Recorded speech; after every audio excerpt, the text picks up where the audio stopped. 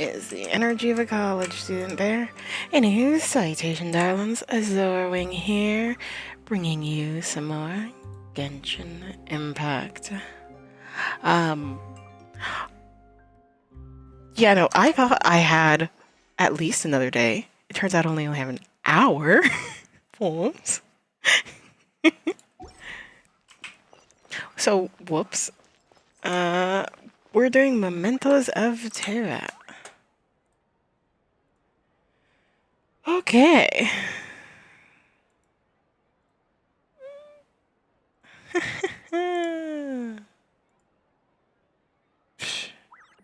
Everything's fine and dandy.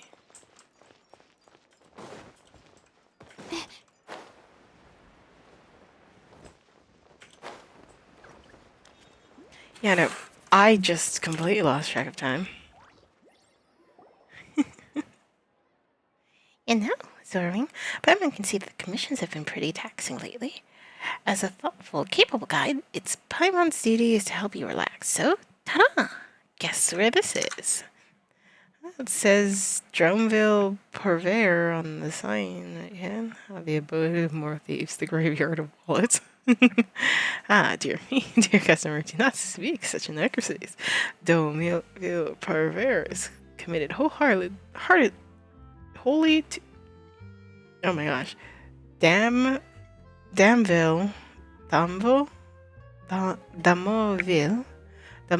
Purveyor is committed wholly to affordability and quality. You may survey our prices should you wish. This is no ordinary store. This is a place where hard-working laborers relax via spending money. Indeed, indeed. In fact, we've recently launched a buy one get one free promotion. With all customers, welcome to take part. My loss if you buy, your loss if you don't. Paimon saw the event poster when he passed it before. That's how she remembered it. Double the goods for every purchase sounds like a great deal, no matter how you slice it. I mean, she's not wrong. I always feel like there's something missing in Paimon's day if she doesn't spend some more here. So today we're coming here together to fill that gap. And how shall this yawning void be filled, Pai? Not telling you just yet. Payment might get tricky that way. Nah, don't worry. Paimon brought her own mark today. Boss, has the order arrived yet? It's under Paimon and Azorwing. We do have your package. One moment. The shopkeeper retrieves something. Your package beyond identification. Besides you, Paimon flashes out a large pile of pocket money. You detect a hint of sadness in her face as she parts with this sizable sum. After you unwrap the package together, you realize it contains 2 photo albums. Finally, Paimon's been waiting ages to get these. We've taken so many pictures so far, and now we've got a spot to put them. I don't usually see you use a camera. That doesn't mean Paimon has never whipped it out. She's taken quite a few pictures of you while you weren't looking, in fact. Huh, you know, I'd like to see him now. Not right now. Paimon's gotta take a whole album's worth first. Paimon's a meanie. Phooey. Anywho, take this photo album, would you? This one's a little thin, but it can fit a whole bunch of photos anyway. We've been to so many places and taken so many photos for others, but not really for ourselves. Mama thought it'd be nice if we could keep a few more moments for ourselves, so she brought these 2 albums. So it's a gift. That's right. It was buy one get one free deal, so it's one for each of us. Paimon had it all figured out, even when she was ordering. Gotta start using it right away, alright? You can take pictures of places we've been to. Maybe relieve some past memories as well. By the way, want to use Paimon's camera for some photos? You've never used it before, right? It took a lot of effort to custom order this from the department store. So it'd be a shame if we didn't use it more often. Sure, I'll give it a go. As long as you like it, that's what a good guide should do after all. Come on, let's go take some photos. Oh, our journey began in Mondstadt, and Amber was the first knight of Favonius that we met. She accompanied us from the Whispering Woods to the city of Mondstadt itself. With the guidance of the winds, we visited many places, from the Knights of Favonius to Storm Terror's lair. Okay. After passing Wonshu Inn atop its giant tree and shallows of the Gilu Plains, we arrived at Liyue Harbor. We had an acquaintance in Liyue, Jingling, head chef of Wan Moon Restaurant. No matter how far we've come, we always return to Liyue for a lantern rite each year, sampling our old favorites at Wan Moon Restaurant and spending holidays with our friends. Inazuma, the nation of lightning, is far away across the sea. Can only be reached by boat. We met Kazuha, a native of Inazuma, traveling with a fleet who'd been wandering the world just like us, and together discussed many things concerning Inazuma. We heard about the Grand Narukami Shine's fortune slips and how popular they are among believers. We sometimes go to draw a slip or two ourselves, when we're feeling lucky, of course. Sumeru has both rainforests and deserts within its bounds. We met and made friends with Kali, a forest ranger, on the way to Sumeru City in the heart of the rainforest. After leaving that region, we plunged into sands that stretched across the horizon, with the mausoleum of King Deseret leaving a deep impression. After passing through a port built into a waterfall, we finally entered Fontaine, the nation of Hydro. The magician's assistant, Lynette, put up a grand performance for us at the Opera Efficace, and we became tactic friends in the process.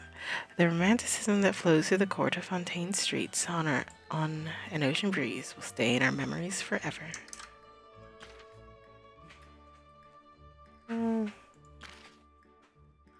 Alright.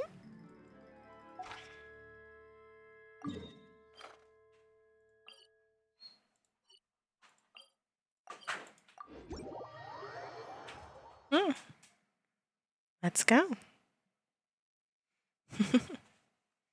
I'm sure an hour will be plenty of time.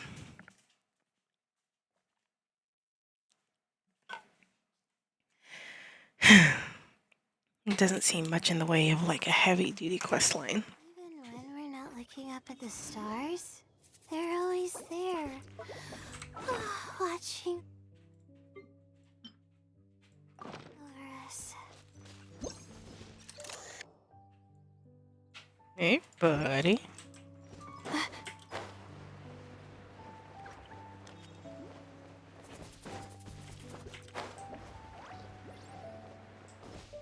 I also love that for this, we're using Paimon's camera. The camera that we didn't even know she had.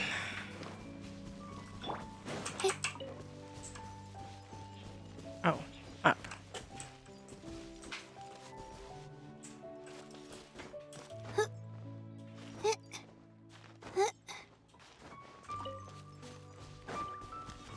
Amber! You must equip Paimon's camera and interact with photo taking points on character Rotation fade, where you determine the position from the photos taken and the photo taken phase skills. During the phase, you select your camera position and then proceed to adjust the position angle.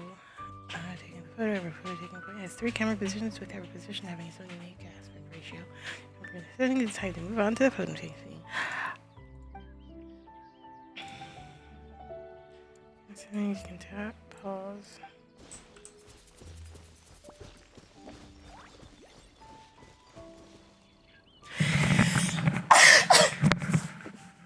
Hey, it's you, Azorwing. Fancy meeting you in Whispering Woods again. Whispering. I never knew what the woods were called, actually. Or rather, I've forgotten. What are the odds? It's been a while, hasn't it? What have you been busy with lately? Taking photos to keep a record of the places we've been. That makes sense. This place is so beautiful and serene. It really does make for good photos. This is my favorite patrol segment when I'm out on scouting missions. This is where we met for the first time, too. I even mistook you for some kind of suspicious character back then, too. I'm getting embarrassed just thinking about it. After all, it was thanks to your help that we averted the crisis with Devalin and restored peace to Mondstadt. But your brother put up so many missing persons posters, but it seems like it wasn't of any help. It's fine, Amber. You did all you could. Thanks, but still, please feel free to tell me if there's anything I can help you with. Amber Outrider, Knights of Favonius, Mondstadt's gliding champion, and your friend, at your service. That case, please. In that case, step into the frame, please. No problem. What kind of pose do you think I should do? Fun. Cool. Oh, cool is so cool. What's formal? Nah, cool. And where's the coolest? Cheese.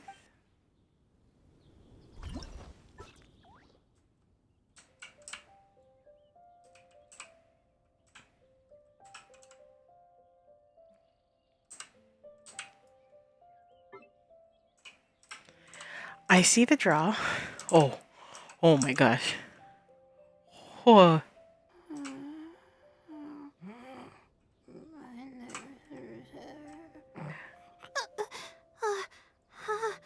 How did I do that?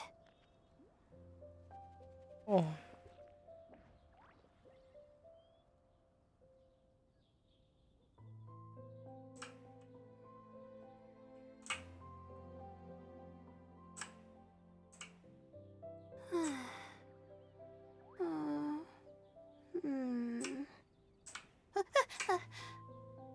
Okay.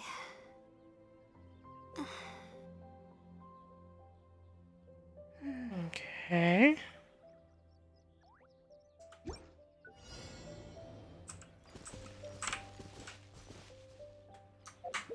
I'm absolutely having the main out.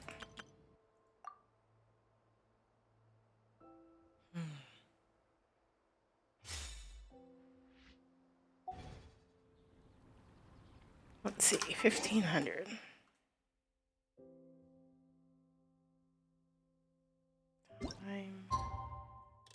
It was almost that time of day anyway.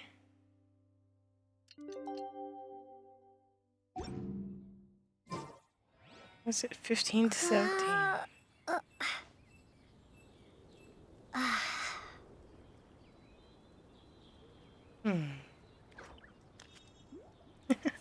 Waiting for Lumaine to do a decent pose.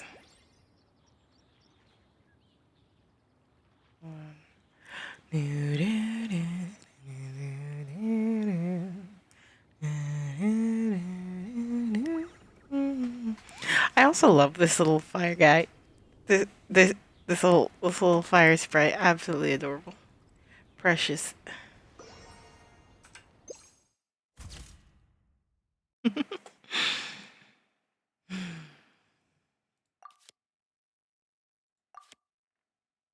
Oof. 3 is a bit oof. 2 is not half bad.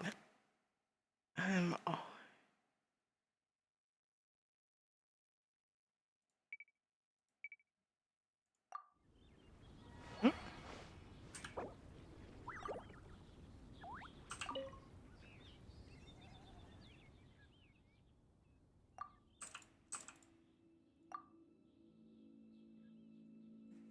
Mhm.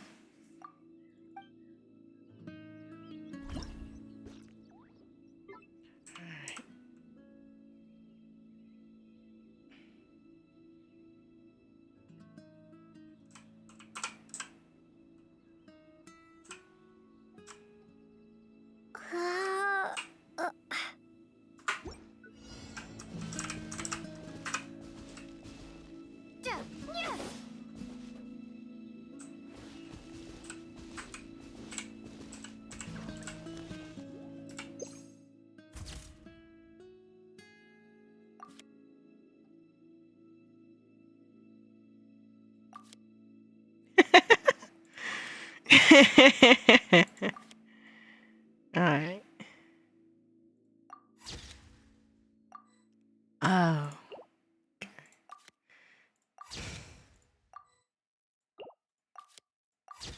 I wish I saved the first bunch. All right.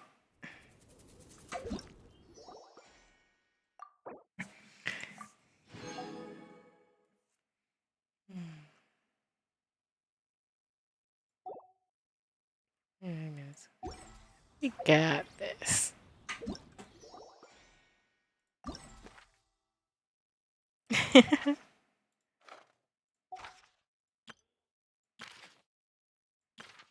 Idle animation. Oof.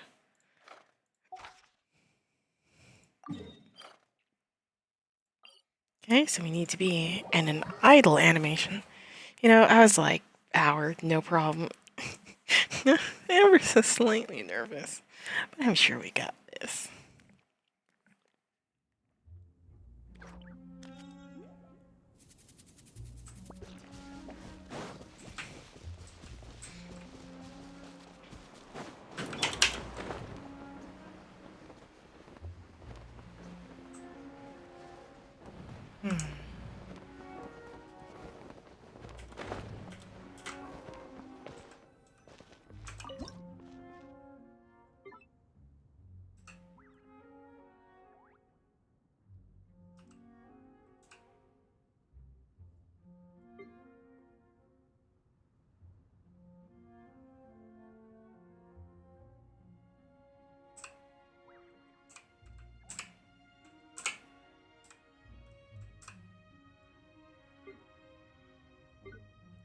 Oh, I'm a particular level of stupid.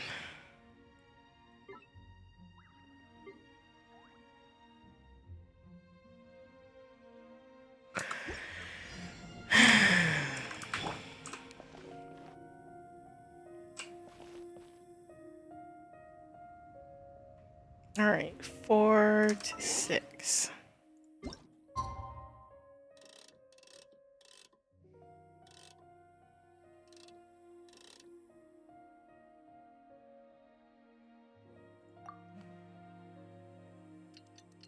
Closer to 4 than 6, so we have like a whole hour.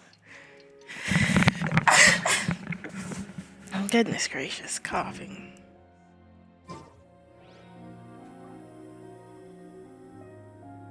Alright, Lemay, let's see if we can get you idle.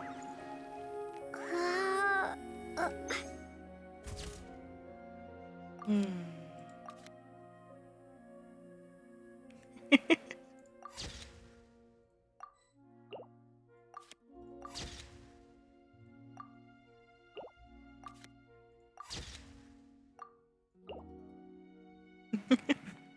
I don't know why, it just makes it laugh.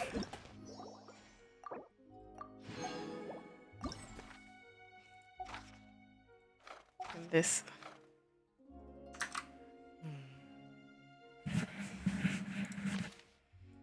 Alright.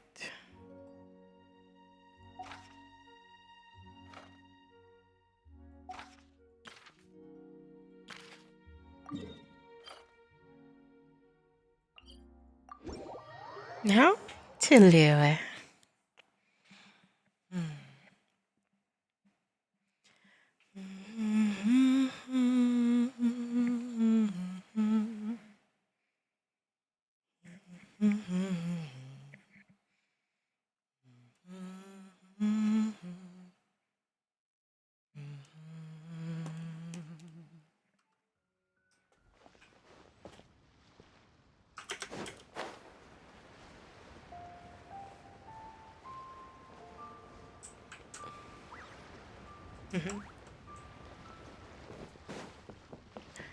Hey, Shingling.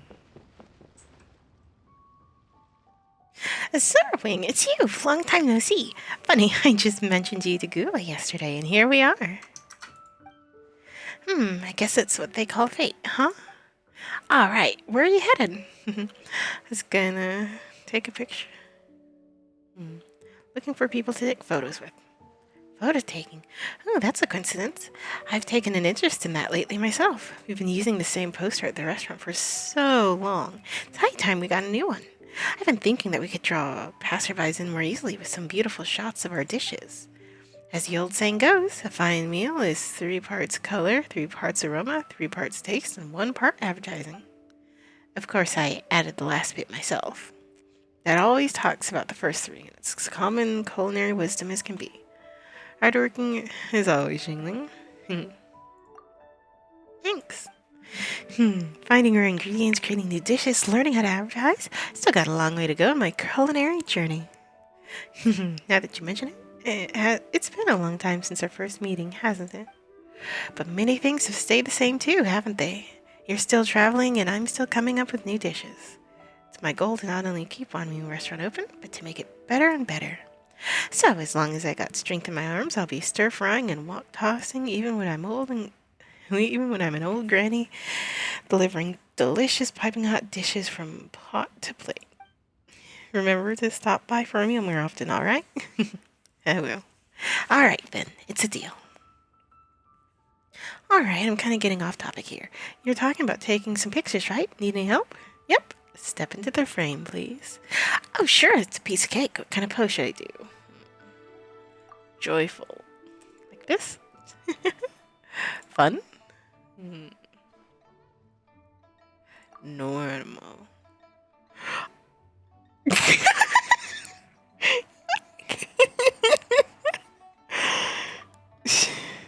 It's like you think, oh yeah, joyful. That suits her perfectly, right? And you're like, yeah, let's go normal. Say cheese. Awesome. Alright. Oh my goodness.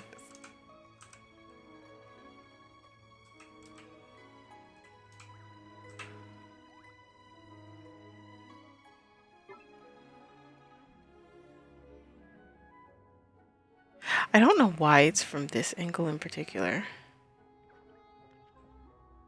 I mean, yeah, no, I don't get it. Why would you want the back of them?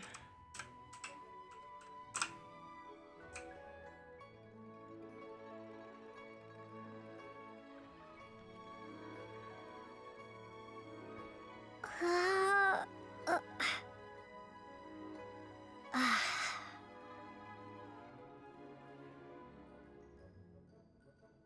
Hmm.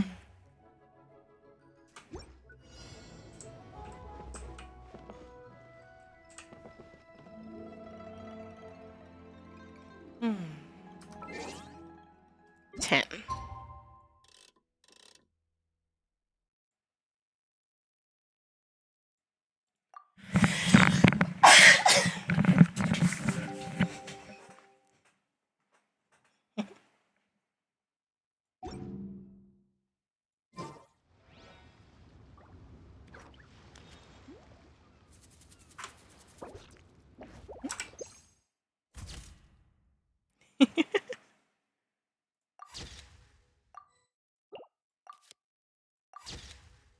I love this one. That's so adorable. Where's my child gone? Shangling, have you seen them? Absolutely perfect. I wish we could say something to them. Oh, that is precious. I wish clicking on it didn't show this. I don't want to look at that. Shoot in. Eeny, meeny, miny, mo. I always feel like gliding's faster than walking.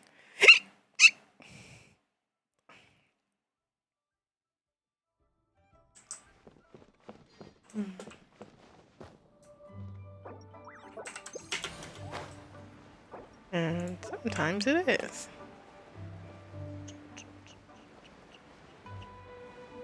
Random person under a tree.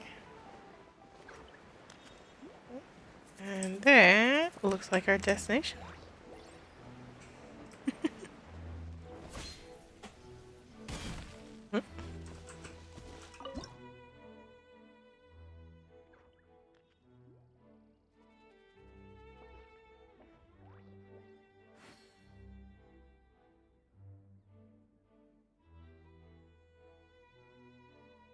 Hmm. I like this. uh, uh,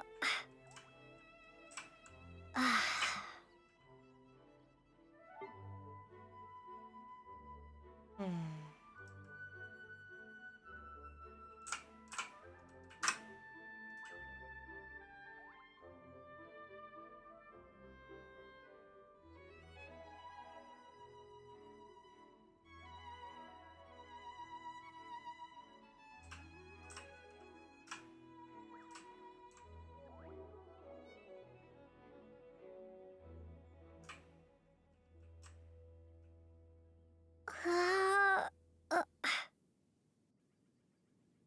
Sure, random grass. I face this way, right? Sure. Character weapon must be a polearm. Okay. Okay. Who's an early team polearm?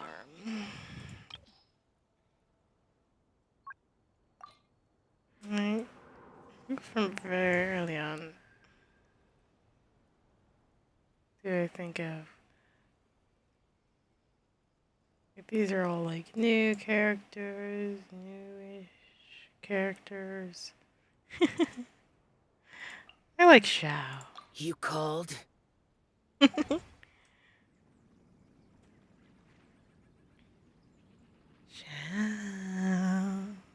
won't you idle please? Xiao.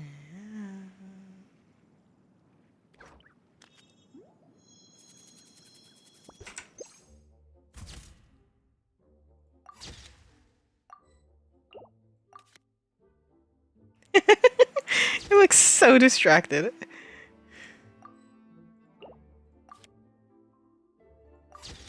This is so scuffed. This is the only one that's got any sense of normalcy.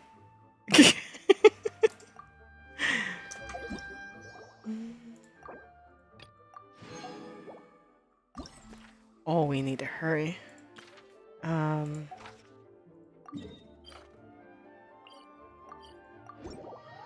Oof.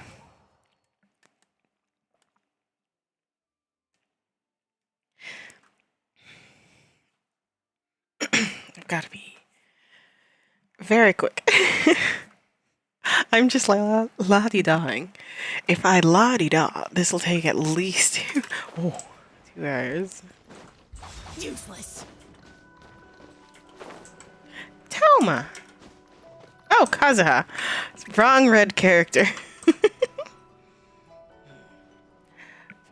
The fortune slip I received at the Grand Noragami Shrine stated that great fortune shall be with me, and I should expect a reunion. Seems that the reunion was to be with you. It's been a while, Azorwing. We're here to take pictures of Inazuma City. Ah, an elegant pursuit. To take pictures of scenery one has witnessed is to remind oneself of the journey just far. What about you, Kazuha? I have presently made plans to meet Mr. Nazuki at the tea house and discuss the art of tea ceremony. He's well versed in the relevant disciplines and is a regular there. Are you an expert too? I studied for a time in my youth, but my knowledge... How old? Kazuha, how old are you? Like, mid-20s, late 20s, early 20s? How old are you? To speak in your youth. Goodness. But my knowledge is quite shallow. I have found it more fascinating when used in its Italy. For example, the nation's different manifestations at ceremonies for Inazuma emphasize the spirit of purity and tranquility. The Oasis Kingdom Fields also produces tea, and the people of the land lean towards harmony and authenticity. The students also reflect the two people's differences in living habits. Most fascinating. A man of a real lover of learning. Hardly. In truth, I did not return here solely for that. This is the land of my birth, so it remains, though I was once compelled to leave. Returning every once in a while, seeing people I knew in my youth, spending time in familiar places. I feel as if I still have roots here, which relieves the care of my wanderings. Use cameras to immortalize such memories is a wonderful idea. No wanderers need our anchors more than anyone, after all. You know, it's quite enough about me. I don't wish to take your time, but if you need any aid, simply say the word. Step into the frame, then, if you would. Easy done. What sort of pose? Casual? Bit too casual. Relaxed? Just looks so smug. Deep thoughts, perhaps? I was relaxed. And casual just has, I think, relaxed. I just like the look on his face with her. Wait. I'm rambling.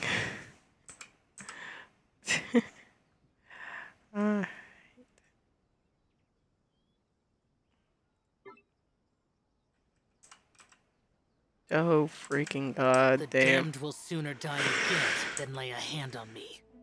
Okay. Oh, for the love of all that is holy. That's how we're. There you go.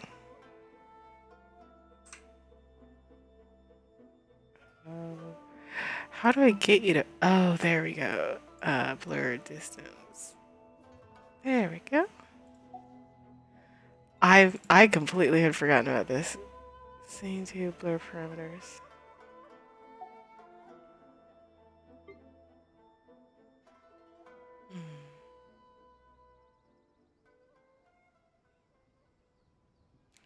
Okay. I'll bite. Reduced to just standing around. How absurd. In a weird way, I think these two would be friends. But currently, what I'm looking to run around with is Just what will we come across this time? Lumaine.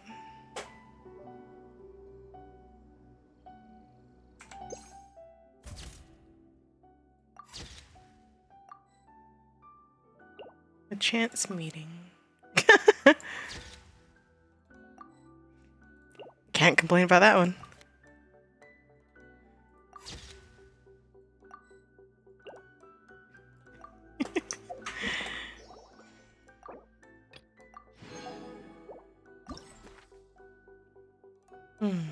One Gaza.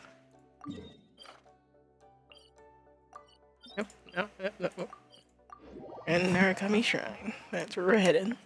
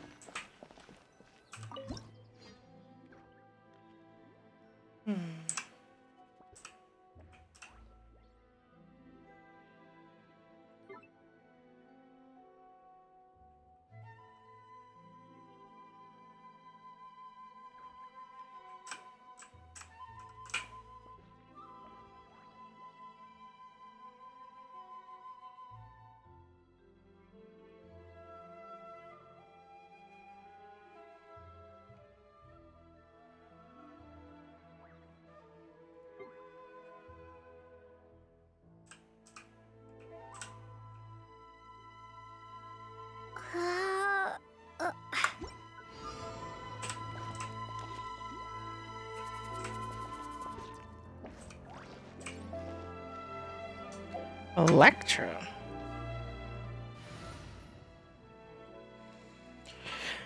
I The don't. campaign begins. I don't like little foxy chick.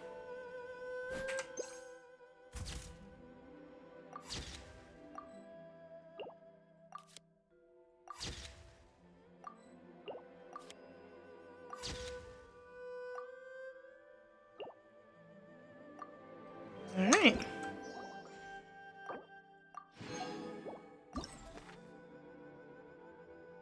Kazaha and in the shrine.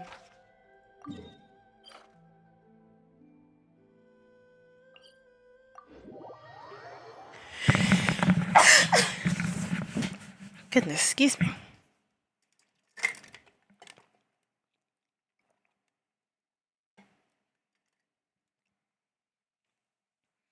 I have water that I'm slowly but surely running out of.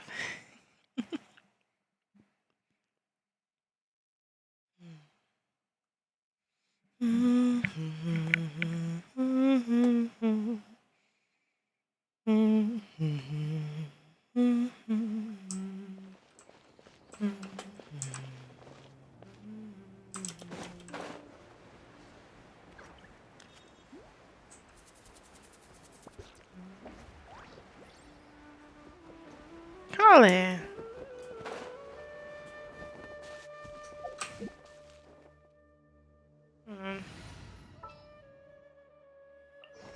This world is full of unsolved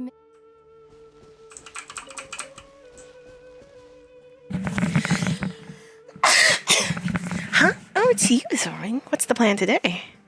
looking for people to take photos with. Photography. True academia researchers often come here to snap a few shots of the city. Most who do are from Varnar or Kashaware, apparently to study urban infrastructure and architectural history or something like that. Take any classes in those darshans by any chance? Well, I'm not a student yet, so I can't attend the classes, but Master has introduced some of the basics to their research to me. But if you wanted to take the selected exam, I doubt I'd pass even the first round of the written test. Wish I could reach the level of a researcher, of course, but it's still a dream at the moment. You'll make it someday. Thanks so much, Azorwing. Anyway, I'll do my best to learn the basics first. Honestly, I'm just happy to learn something new every day. And right now, my goal is to be the best forest ranger I can be. Guiding those who have gotten lost in the rainforest and helping people who've accidentally ingested poison. Protecting the rainforest flora and fauna. We forest rangers do lots of things. Everyone needs me, and I'm more than willing to help. I've only done a couple of little things here and there, but still, everyone recognizes my work. Guess I'm lucky to have all these people who care about me, and to have made friends with someone as amazing as you. I'm glad we're friends, Kali. Alright, if there's anything I can help you with, just let me know. I'd like you to help me with some photos. I can do that. How should I pose? Oh my gosh, natural poses are better. What's fun? Yeah. Casual? Natural.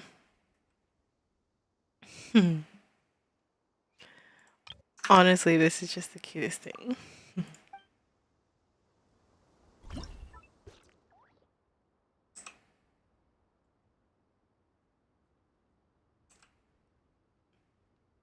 This is a very odd location.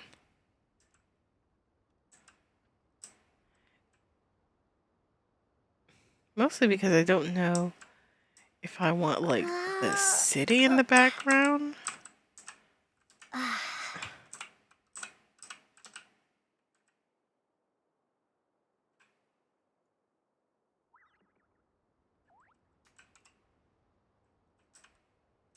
Yeah, and then our location.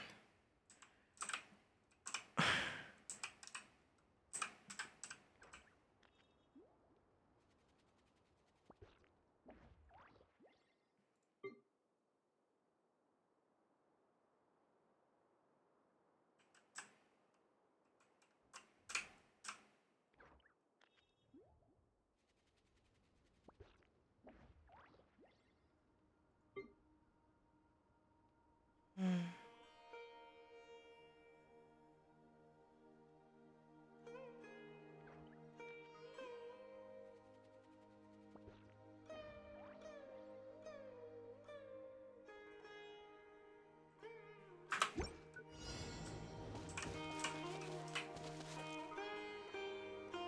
12 to 14.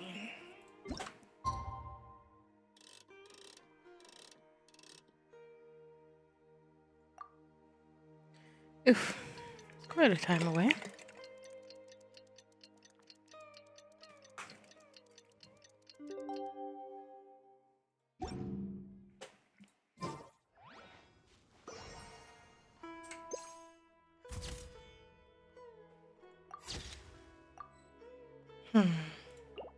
Even if I think...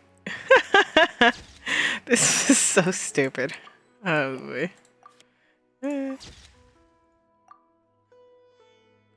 Quite like how the blurring ended up, but we've only got so much time, and so only having so much time means there's no spare time to... look at her.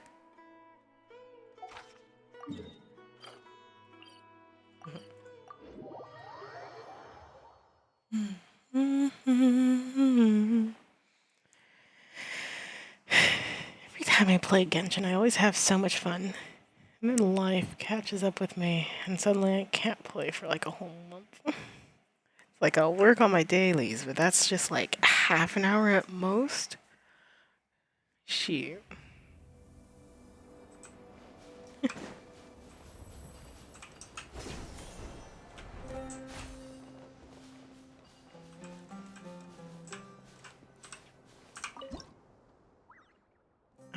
This is already perfect.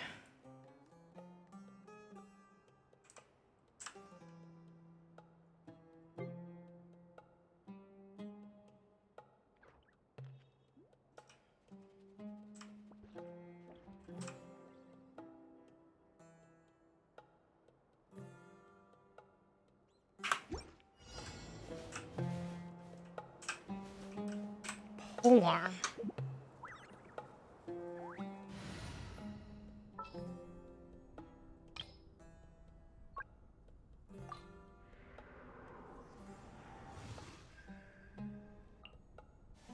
I was gonna say can What's wrong? dance. Are you in danger? Can dance comes to mind.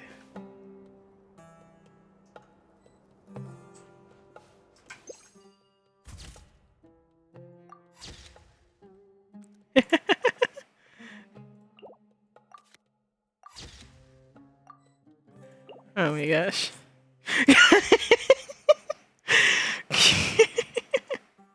You need not see my face, or you don't need to know who I am.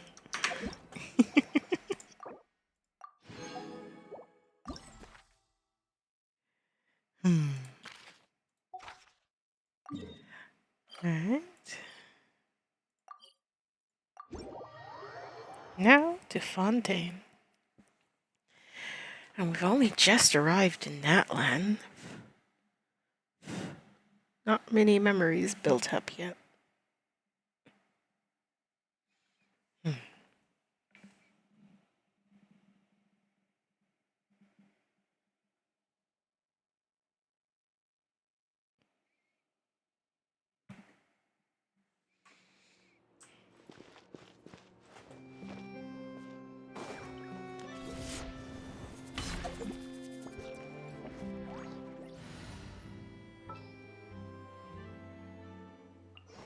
Just what will we come across? Lynette. So you did come over. I was wondering if you'd notice me. Looks like my concealment failed this time. Oh well, I didn't put much effort into it anyway. One moment of zeroing. Observation mode off. Chat mode activated. Previous observation indicates that you're most likely to be enjoying the scenery. Then, just wondering about. Are you here on business? Looking for a good spot for a picture. Photos. Have you finally decided to end your travels and work at the Steambird? Understandable. An adventurer's income is unstable, and you have Paimon to feed as well. That can't be easy. But they're a slave driver, 6 days of work, 1 day off. No. I'm a loyal member of the Adventurers Guild. I didn't expect you to be so earnest about the guild. My apologies for the joke. I do not mean to doubt your adventurous spirit. If you come here to take pictures, they must be of the court of Fontaine. Sharp as always, Lynette. Many Steambird reporters come here to take panoramic shots of the court, and sometimes they gossip on the side. All I need to do is keep a low profile and listen silently. But having come so many times, I've picked up on some photography skills along the way. So, do you require an assistant?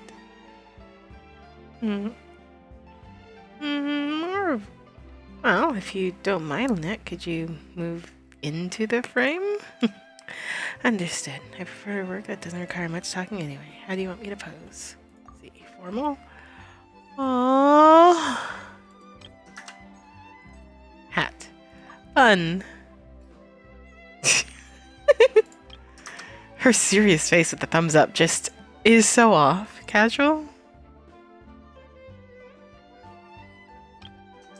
This is someone's favorite pose.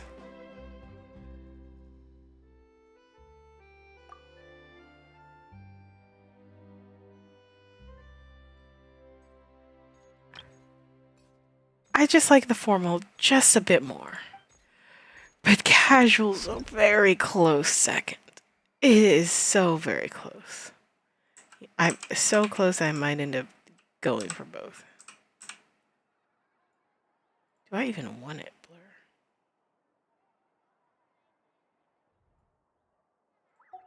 I don't think so.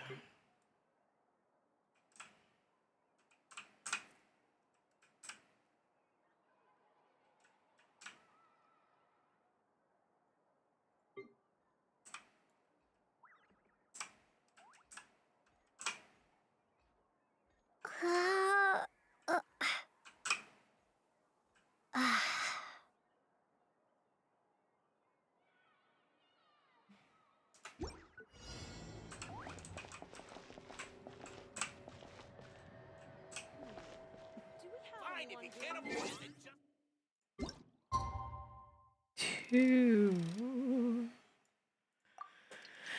I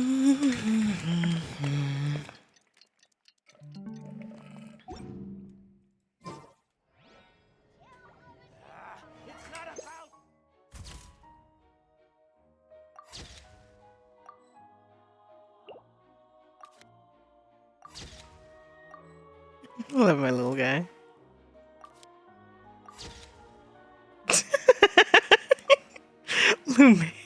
Lumaine's like, don't you dare. Fine, if you can't afford it, then just give me the photo back.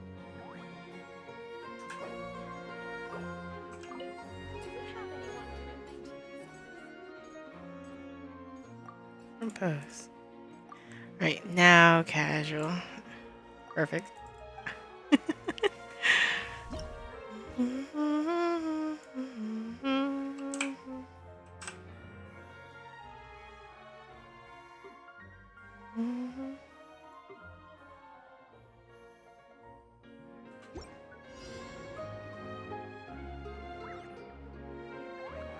It's not about the money. It's about the principle.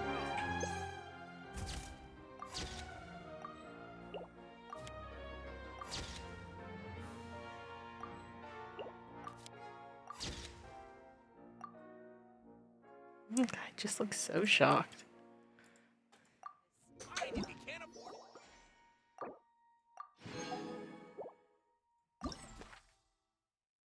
it. Sipping tea.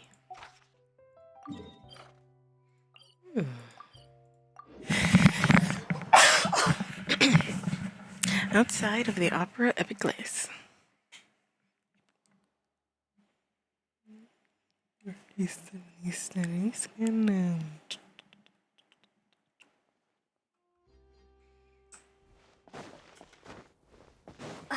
Ah, yes. If you know, you know exactly how long this quest has just been sitting there, forever waiting.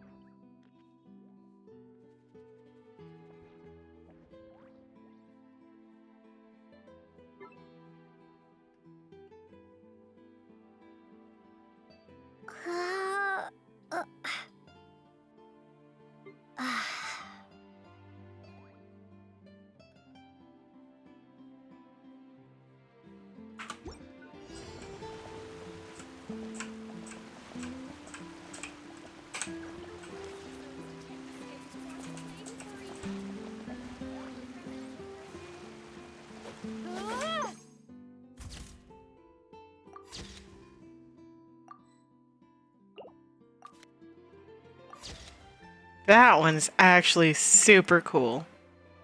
Okay, I love that one. This one's a bit awkward because of the blur. Otherwise, okay, I do very much like these. That's the wrong button.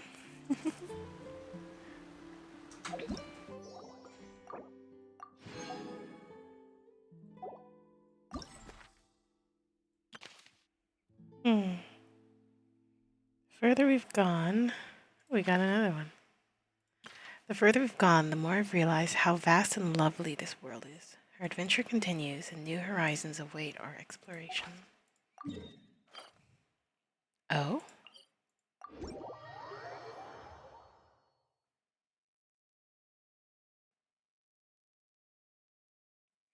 It's been quite a while since we've been here.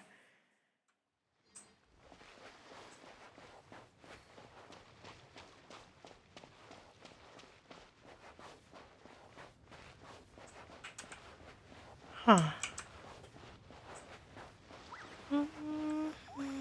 Oh, Pie. Over here, zooming over here. Remember this place? It's where our journey began. Been to so many places since then. Time really flies, huh?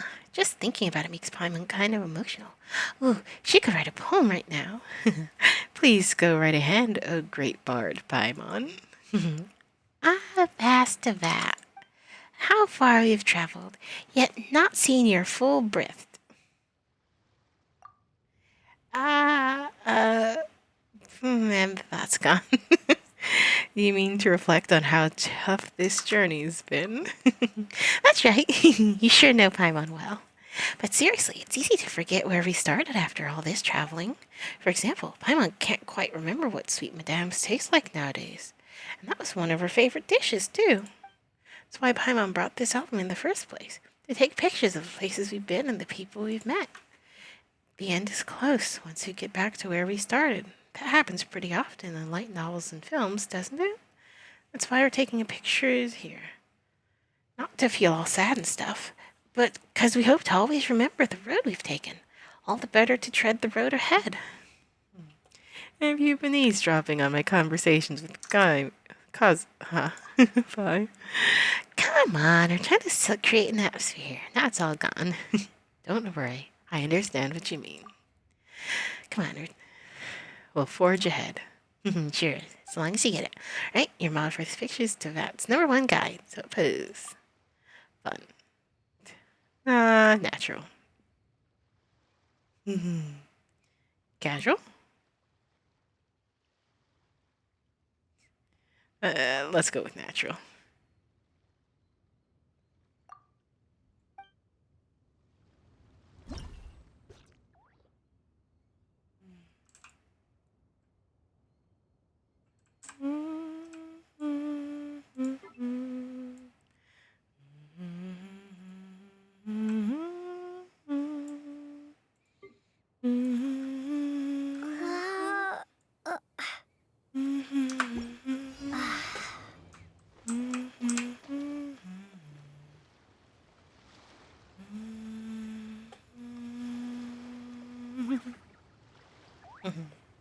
Little guys in an idle animation.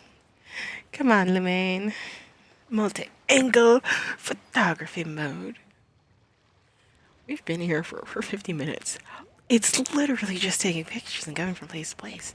How does so much time pass? I have no idea. It's like I blink and then suddenly the time's gone. Oopsie doopsie.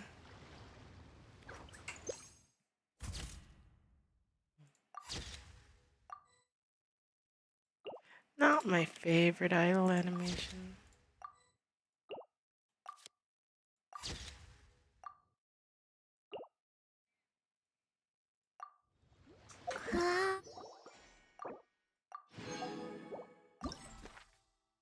But it'll do. Some are old, some are new.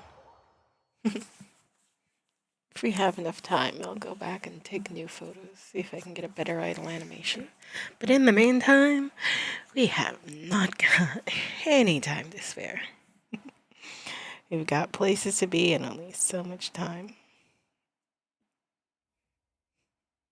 Which, honestly, entirely my bad.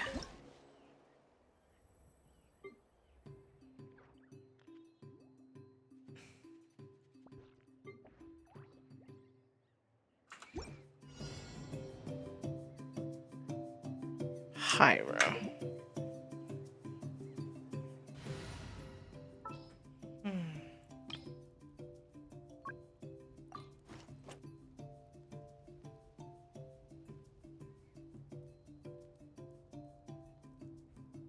I was gonna say. What's our objective?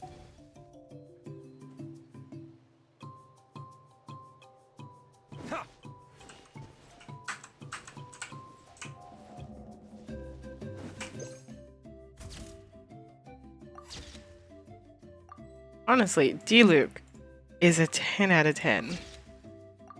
Especially in his fancy outfit. And yes, he does have his sword. His specific sword, yes, indeed.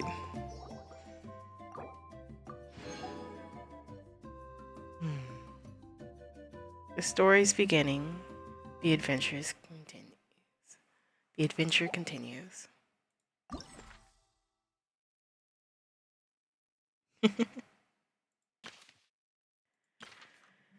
Oh my god.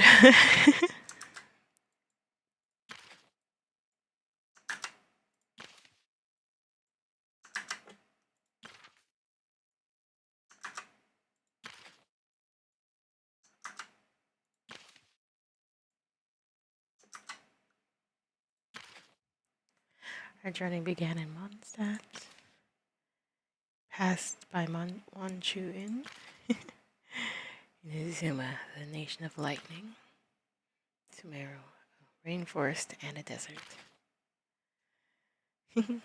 The port built in the waterfall, the nation of Fontaine. How vast and lovely this world is. Our adventure continues, and new horizons await exploration.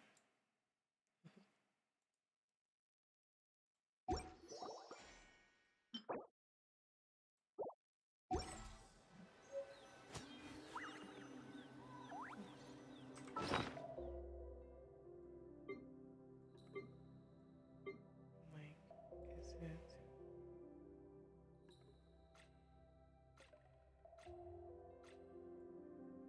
What type of item is it exactly? I know that we have some items.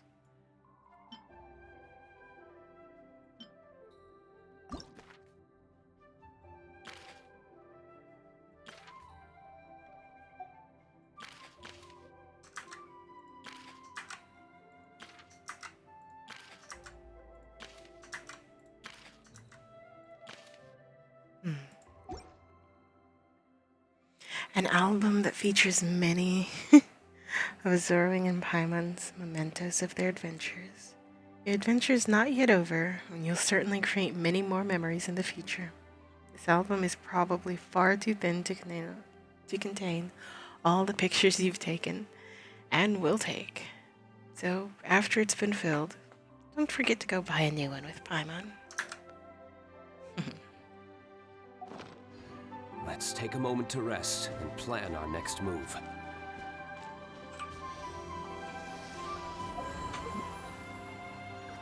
Paimon.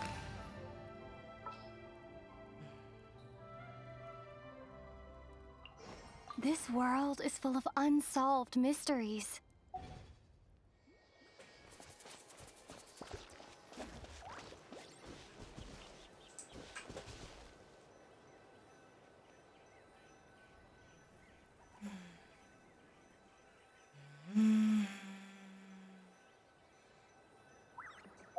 You know what, let's just continue onward. And we've done everything.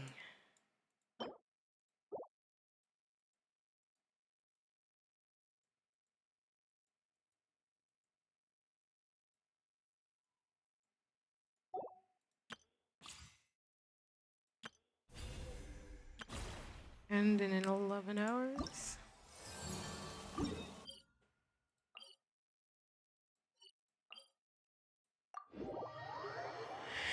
Uh, well, I don't think I'll be available in 11 hours. If I'm not asleep. So, let's continue this tribe's character quest line.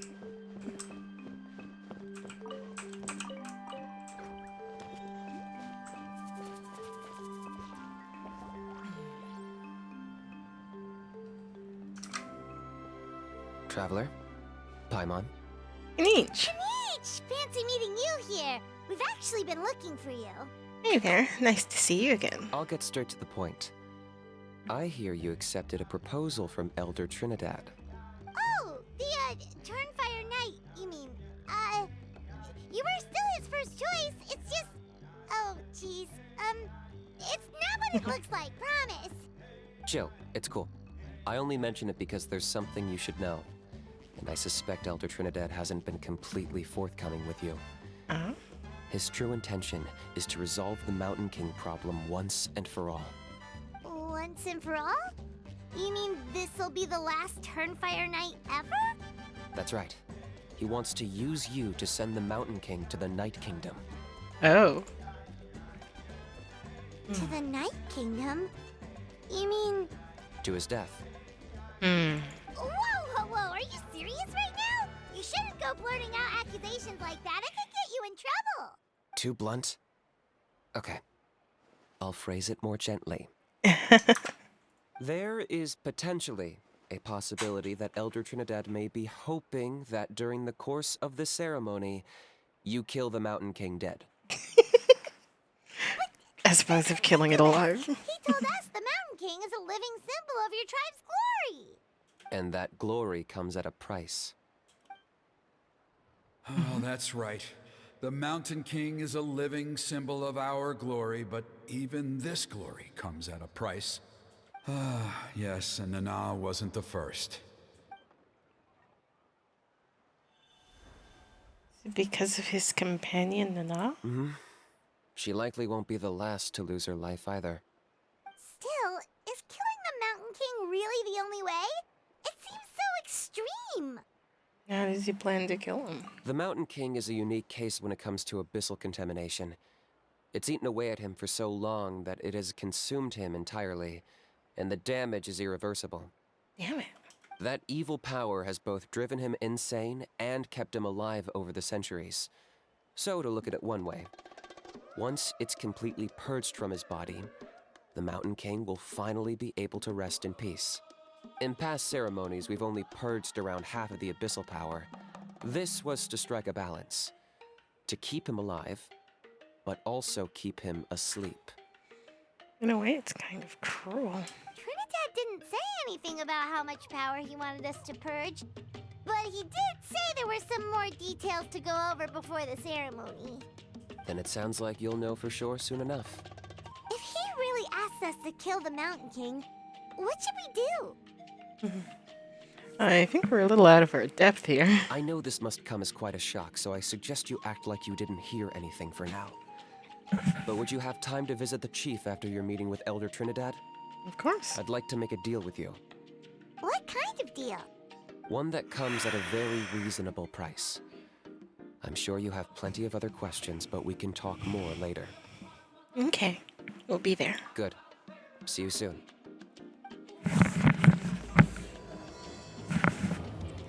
And then Act 3 of Kanich's deal.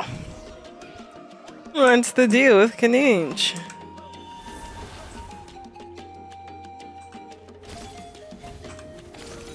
I absolutely love the Yukumasaur.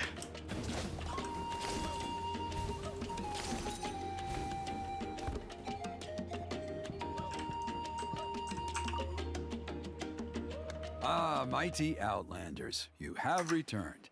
Did you have a good rest? It was, pretty good, yeah. Glad to hear it. Things are progressing very smoothly on my end. Many of the elders have heard of your heroic deeds, including the chief.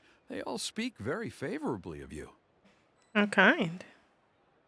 What? There are still those who insist that the ceremony should be performed by the bearer of the Malipo name. But they're just stuck in the past. We need to move with the times. Plus, Kanich doesn't want to do it anyway. Exactly. So, now, it's time for us to discuss the finer details of the ceremony. We covered the fire lighting part of the proceedings yesterday. The next part is the purification of the Mountain King. Right. How does that work? It's quite simple. You just need to use the sacred flame. We've done it plenty of times before, and it's always very routine. I'm sure you won't have any problems. One point I'd like to stress, though, is that you need to burn away as much of the abyssal energy as you possibly can. The more we dispel, the longer the Mountain King will remain asleep. Asleep, huh? Ah, yes. The final sleep, you could even say. Precisely. In previous years, the Flame Bearer has often been unable to dispel a sufficient amount of abyssal energy. That's the only reason why we have to perform the ceremony on a regular basis. But I understand that you have a lot of experience fighting against the Abyss, and you seem to wield the sacred flame quite effortlessly yesterday. With your help, I'm optimistic this time we can dispel all the remaining abyssal energy from the Mountain King's body. freeing us from this ever-looming threat for many years to come. So he clearly knows what he's doing. Traveler? Got it. Anything else we need to know? So this doesn't faze you at all, huh? You clearly have a lot of confidence in yourself. That's all you really need to know. The ceremony's in 3 days. I'll come and fetch you when we're ready. In the meantime, feel free to take a look around our settlement. It would mean a lot to the elders if you got to know some of our people. And if you wouldn't mind helping them out with a few errands here and there, that would be even better. So now we have extra errands to run? Maybe we should add a little extra to the price. Just a humble suggestion, that's all. It will help you gain the respect of our people, and as a mighty hero, I truly believe that's what you deserve.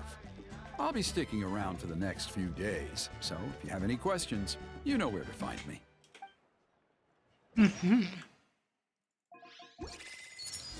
Seems like Kanich was right. We should go meet up with him right away.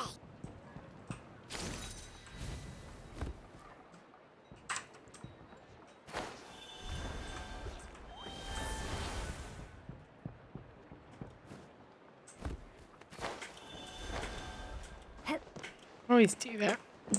I don't expect to be flying. Huh, you're here. Kanich! Elder Trinidad said that... I can tell. It's written on your faces. Is that the traveler in Paimon? Forgive me for not being there to welcome you on your arrival. That should have been my duty as chief. Hello, Chief Waina. Hello. I only heard the news from Trinidad yesterday, so I asked Kanich to invite you over for a quick chat. It's our pleasure. I believe Kanich has already filled you in, so I'll get straight to the point.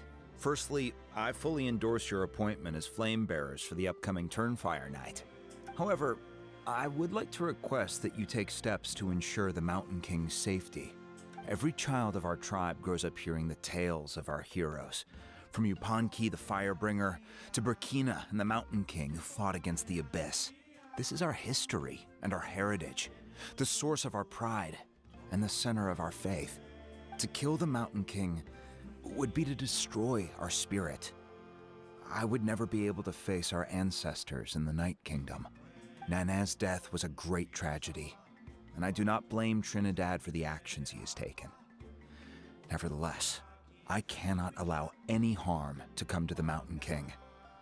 The very roots of our identity are at stake. My honored guests, please give this matter your serious consideration. Is there no solution that would satisfy both sides? Perhaps there is. But despite all our attempts to contain the situation over the years, we've not found it. Right now, I should like to hear where you stand on this matter.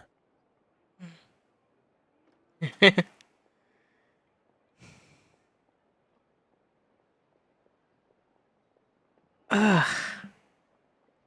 It's tradition. Letting it finally rest. Needing some time to think, and let's get out of here.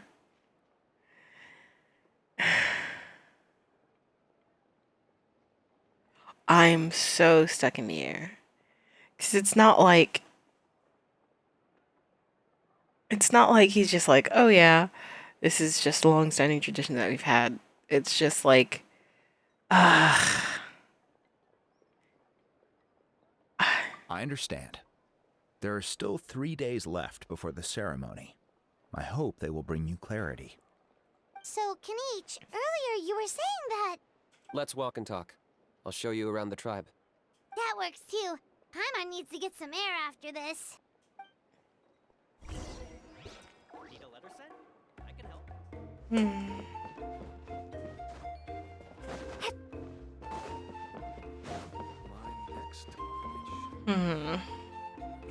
Kanich, Paimon finally understands why you turned Trinidad down. You knew what he was planning, didn't you? That's why you didn't want to be the flame bearer this time, because it's a double-edged sword. The whole Mora thing was just a sneaky excuse. Double-edged sword is right. But my response wasn't merely an excuse. To solve this exceptional problem, an exceptional price must be paid. Are you saying you have a plan? I'm working on it. Really? Well, come on then, let's hear it. In a moment. Didn't you have a question you were about to ask me? Oh yeah. What was it again? Oh right. We need to talk about how he's completely unhinged. That's the point. Where is he today? I agree that he has a problem. He needs disciplining, so I hired him a teacher. You got him a teacher? Oh, Paimon would love to see him get scolded for bad behavior. Anyway, moving on. When we ran into a How, he said you two were investigating some abyss thing together. Is that related to the whole Mountain King situation? Yes, that's the angle I've been working on. I'm a Saurian hunter, but I occasionally hunt the abyss too. One time I was pursuing some purple demonic dogs when I accidentally entered a hidden space. I did some research after the fact. Apparently they're known as beastly rifts, and there are many of them of all different sizes. That's where those purple dogs were coming from. So if we can locate one of these beastly rifts, clear the monsters out, and move the Mountain King inside, he'd be able to continue living, but without posing a threat to the tribe. whoa, that sounds kinda crazy. Would it really work? It's not without its risks, of course. There's a lot of unknowns in the equation. For instance, for all we know, a prolonged period inside the rift could make the Mountain King's condition worse. Still, we desperately need something like this, even just as a temporary measure. You've seen the conflict the issue is causing in our tribe for yourselves, and believe me, it's been a long time coming. The chief is adamant about keeping the Mountain King alive, whatever happens. Paimon can understand. It's less about the Mountain King and more about preserving your culture and heritage. Yes, but on the flip side, you've got people like Elder Trinidad, who is more concerned about protecting the people he cares about now and into the future. And he has every right to take that view. It's one thing to try and preserve the last remnants of a glorious past, but making your kin pay the price for it? No one can seriously tell them that's a fair trade. You're right. There's no easy answers here. Let's leave that to one side for a moment and assume we go with your plan. How do you actually intend to find one of these beastly rifts? Because at least in our experience, the dogs open the rifts when they want to attack us, not the other way around. I think I know a way. You really gonna do this? You have any better ideas? Not at the moment, but it just feels like using the power of the Abyss for our own ends isn't gonna end well. After all, the Abyss is what turned the Mountain King into a monster in the first place. People are gonna think you've lost your marbles. If it doesn't end well, then that's the price we pay. Everything in the world comes at a price. Even when Yupanqui, the Firebringer, stole the Turnfire, it cost him dearly. The Mountain King's erratic outbursts have brought tensions within the tribe to a boiling point. Unless this gets resolved quickly, everyone will be stuck in a stalemate. Alright, so what's this deal you wanted to make with us? We're hardly experts on exploiting abyssal power. All I need you to do is keep people away from me. I'm getting harassed on a daily basis by people trying to convince me to be the Flame Bearer.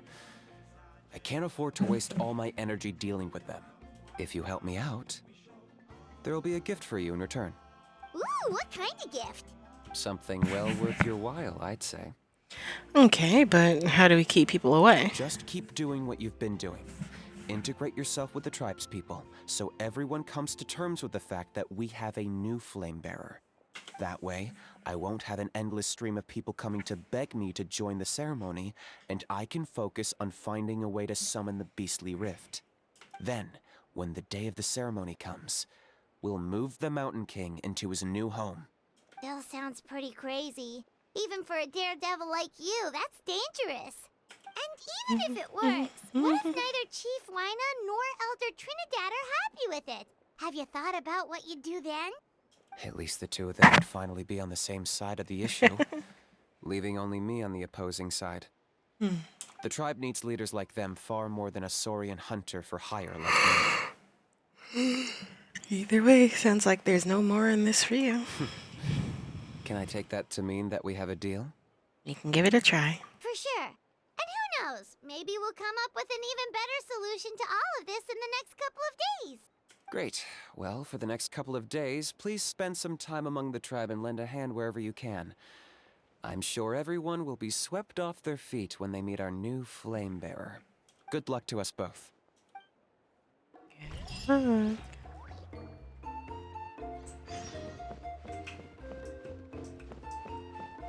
Eight.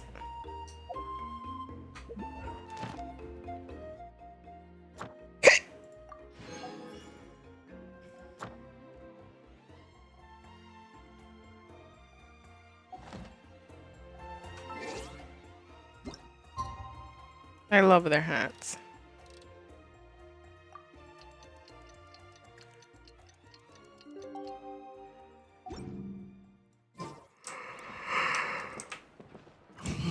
Nope, gotta be tomorrow's 8.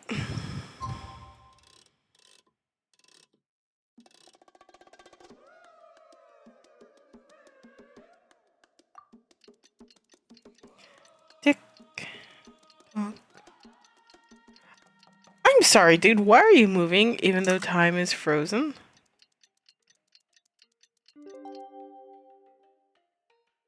And also this is in the background. Not everyone freezes. Oh my god.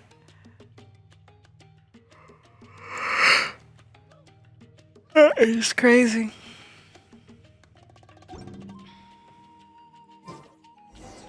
Okay, task for the day. Meet the tribespeople and take some heat off of Kenichi's back.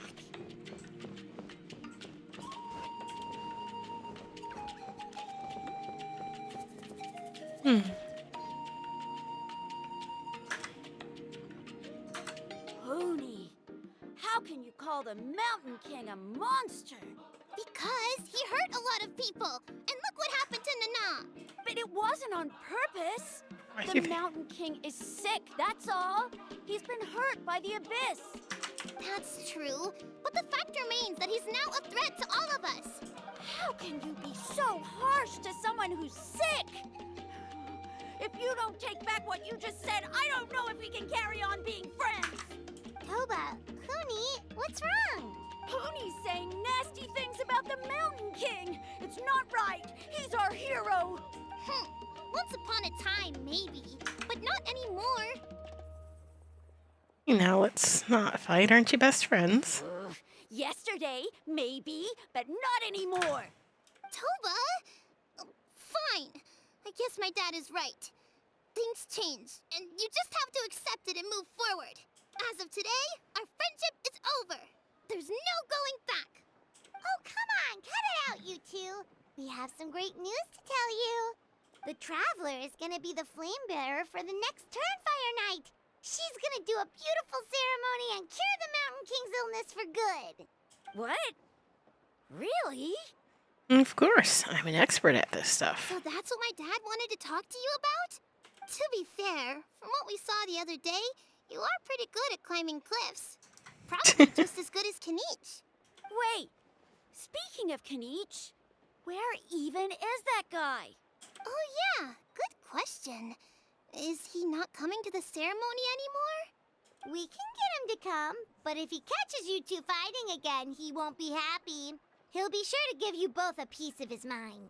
No, we can't let that happen. I've never even spoken to him before. I can't afford to make such a bad first impression. I didn't mean to argue with Toba. All I said was that the Mountain King has done some pretty bad things. He was the one who turned it into a fight. You two clearly care about each other. The Mountain King can't change that. Yeah, if you weren't friends, there's no way Toba would have come to look for the baby Saurians with you. All right. Well, because it's the Traveler and Paimon and Kenich, I'm sorry, Toba. I'm sorry for all the mean things I said about the Mountain King. Dad just really misses Nana, and I was really upset that she's gone, too. Huh? Oh. I shouldn't have spoken to you the way I did either. It wasn't very nice of me. For the Traveler and Paimon, Kenich, and for Nana. I'm sorry too, Huni. That's more like it. Now you're best friends again. Guess so. Toba, if I ever say something mean about the Mountain King in the future, I'll make sure I say it to someone else, and not you. I like how she's like, we'll probably disagree, but I'll argue with somebody else. We better go buy some Not with a colored friend. cloth for my dad now. He needs it for Turnfire Night. Let's play again some other time. See you, Toba. See you, Traveler and Paimon. Okay. I'll head home as well then. See you next time. Okay, take care, you two. Wait, late. Even though they said they're sorry, it looks like their friendship isn't as strong as it was before. Times really are changing. Let's just hope we can solve this once and for all. Come on, let's move on.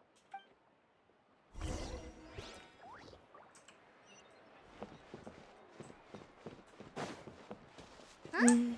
What's going on over there? Let's take a look.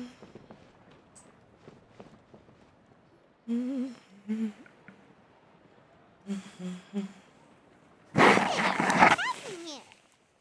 Hello, hello. A rehearsal for the Turnfire Night dance. Ooh, there's a dancing bot! Paimon wants to learn too! You don't know it? Ah, I guess you're not from these parts, huh?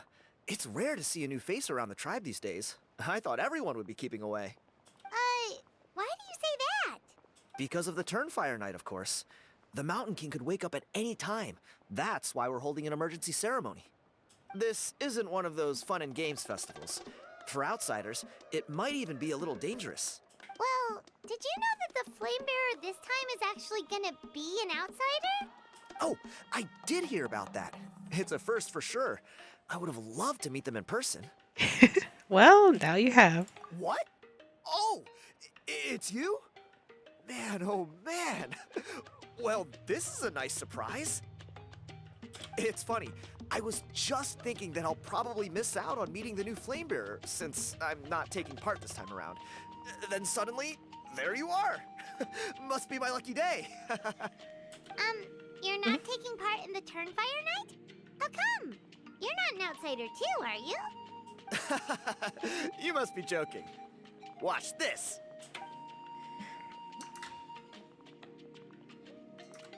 Uh-huh. Okay. I was like... Not bad, right?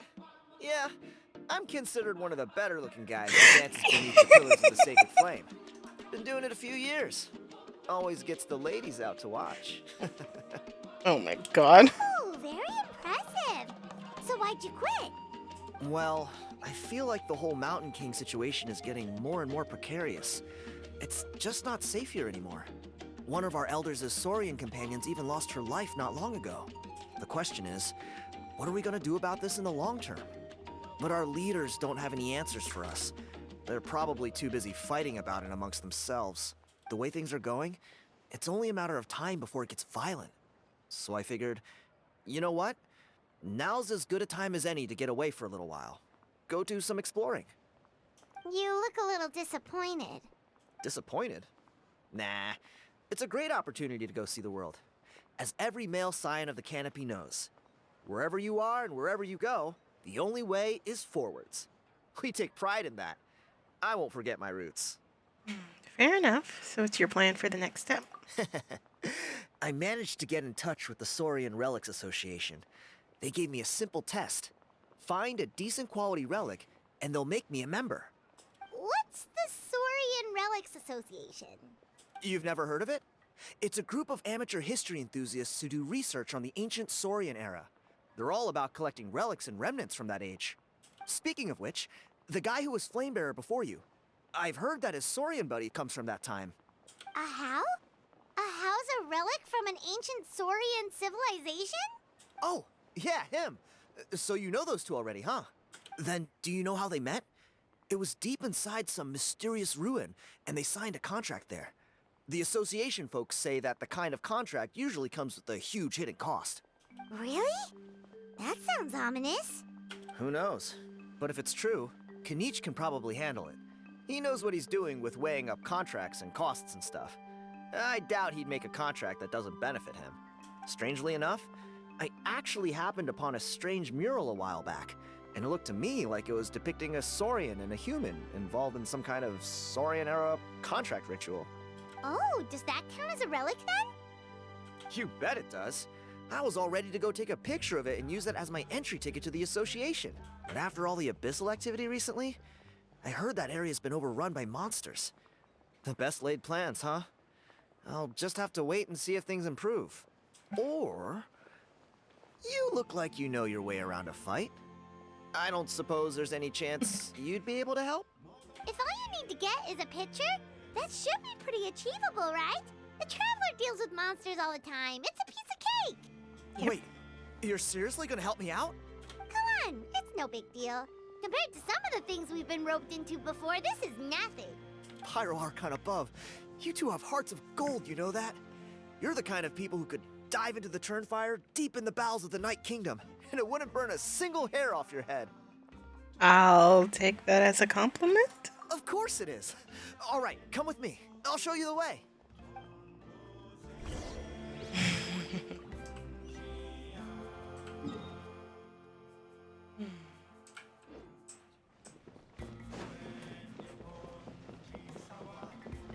Need a letter sent? I can help.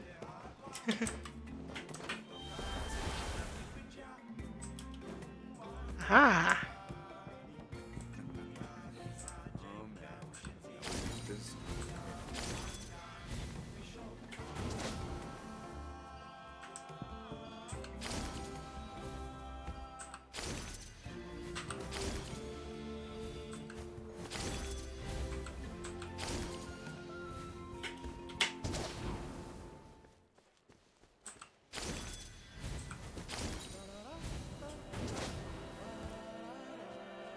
One downside is that you can't sprint as the critters.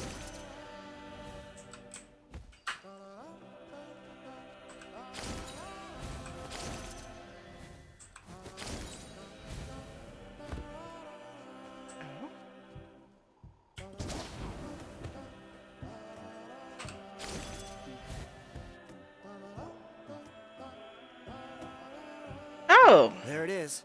It's inside these ruins. As you can see, the place is crawling with monsters. Alrighty then. Stay back and take cover, Tiago. This could get dangerous. We'll take care of him. Great minds think alike. I'm not about to cramp your style. And by that he means he can't fight.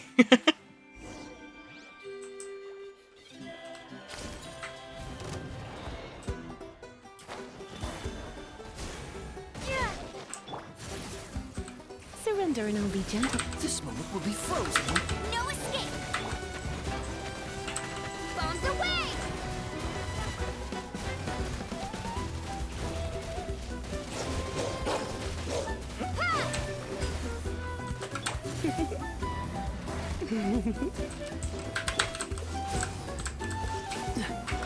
Go, go, Baron Bunny!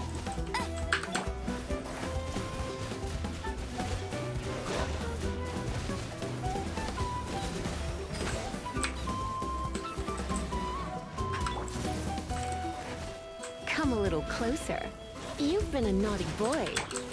What's the hurry?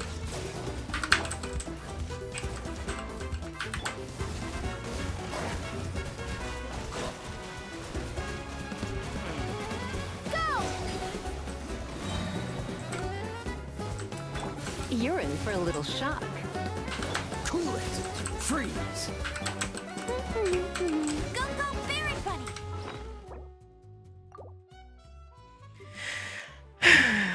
I still have no idea what these do. Mm-hmm.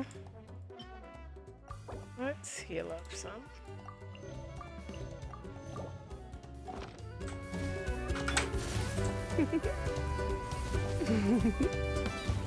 Come on.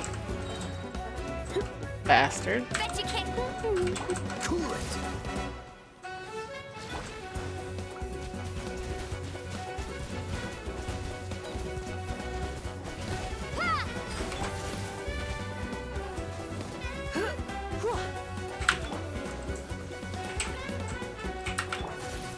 Ha!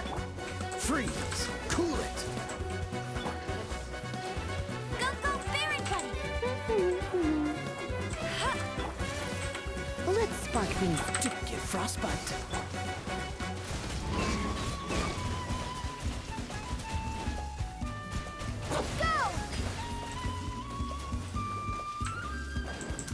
You're in for a little shock. You've been a naughty boy. Dodge this!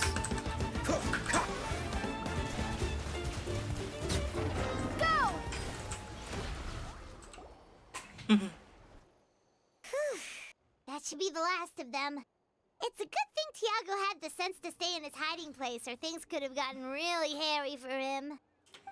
Mm-hmm. Hey, look! That's gotta be it, right? Definitely looks like a mural. It's a little on the small side. True. Now that you mention it, most ancient murals take up a whole huge wall. This looks more like someone with a paintbrush got bored and started doodling. It does match the story he told us, though. There's a Saurian and a human. So, is that supposed to be what an ancient contract ritual looked like? Whatever. We're not here to decipher it. Just photograph it.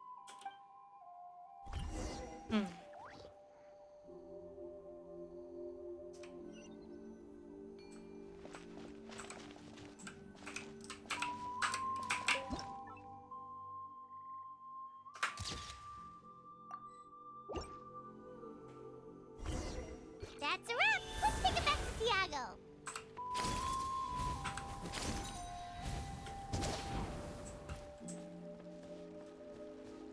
Oh, he crossed the bridge. And he seems to have run into someone. Hello, Tiago? You've been robbed? Oh, Ponche. And I thought my luck was bad. Ponche. Oh, I put blood, sweat, and tears into that, and now I've got nothing to show for it. Some gap-toothed goon stole it from me. Tiago, is this the picture you were looking for? Let me take a look. Yep, that's the one. Pyro Archon above, you two are superhumans. Hey, Ponche, come and say hi to these guys. They're gonna be the new flame bearers, and they're tough as nails. Wait, are you the Traveler and Paimon? Huh? You already know each other?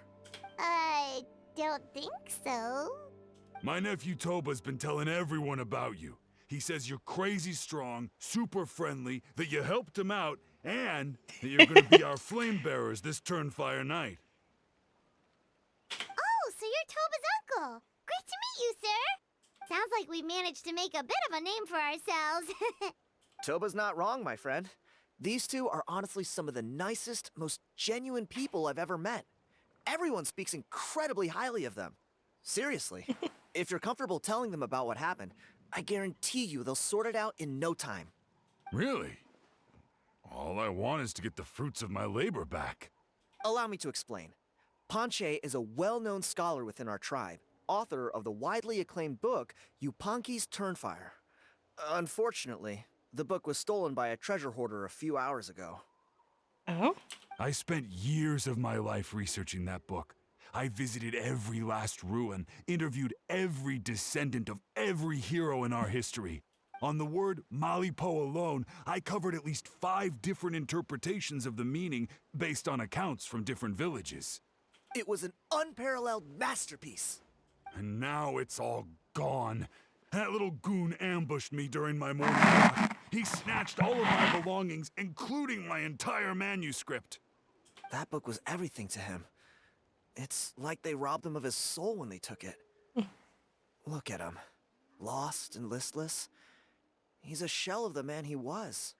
Dear honored guests of our clan, I am but a helpless old student. If only for Toba and Tiago's sake, please help me, I beg of you. Where were you ambushed? See what I mean, Ponche? Now you've run into these two, your luck's about to change, big time. I don't know if he's still there, but come on, I'll take you.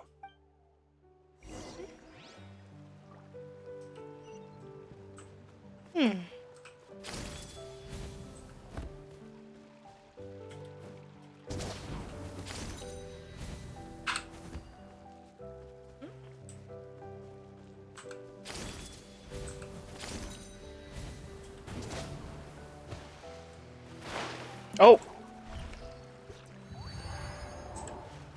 They don't swim.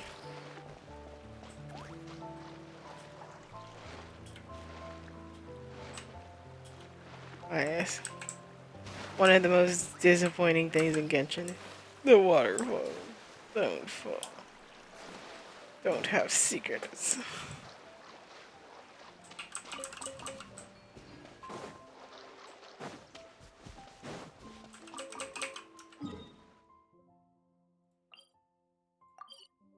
Might as well teleport.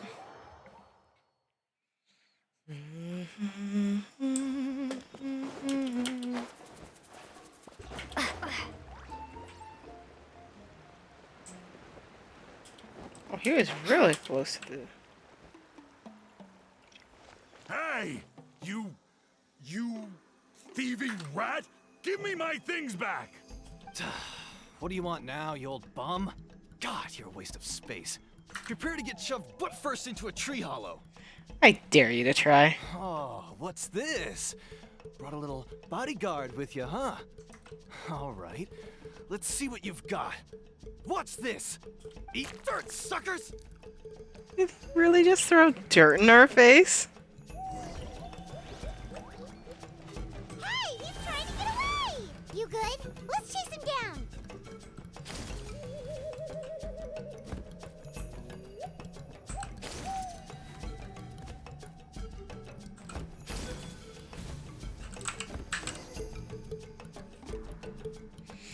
Stop, please! By all the warriors, heroes, gods, and kings, I can't run any longer. Please, I don't have your stuff anymore. Have mercy. Oh yeah? Well, where is it then? I threw it away. You threw it away? The old bum's bag didn't have a single mora in it. Just a tatty old book, worn out pens, and some old rags. All that time lying in wait was for nothing. I was so mad, I just threw all of it away. Is that really the truth? Okay then, where did you throw it away? The same place you found me. Look, I swear on the Pyro Archon it's the truth. May all my worldly possessions be turned to ash by Turnfire if I'm lying. Okay, that's a pretty strong oath. What do we do now? It sounds like he's telling the truth. Let's go back where we were and see if we can find anything. Right. Let's hope nobody gets to the book before we do. We'll never get it back then. Meanwhile, in a hidden cave.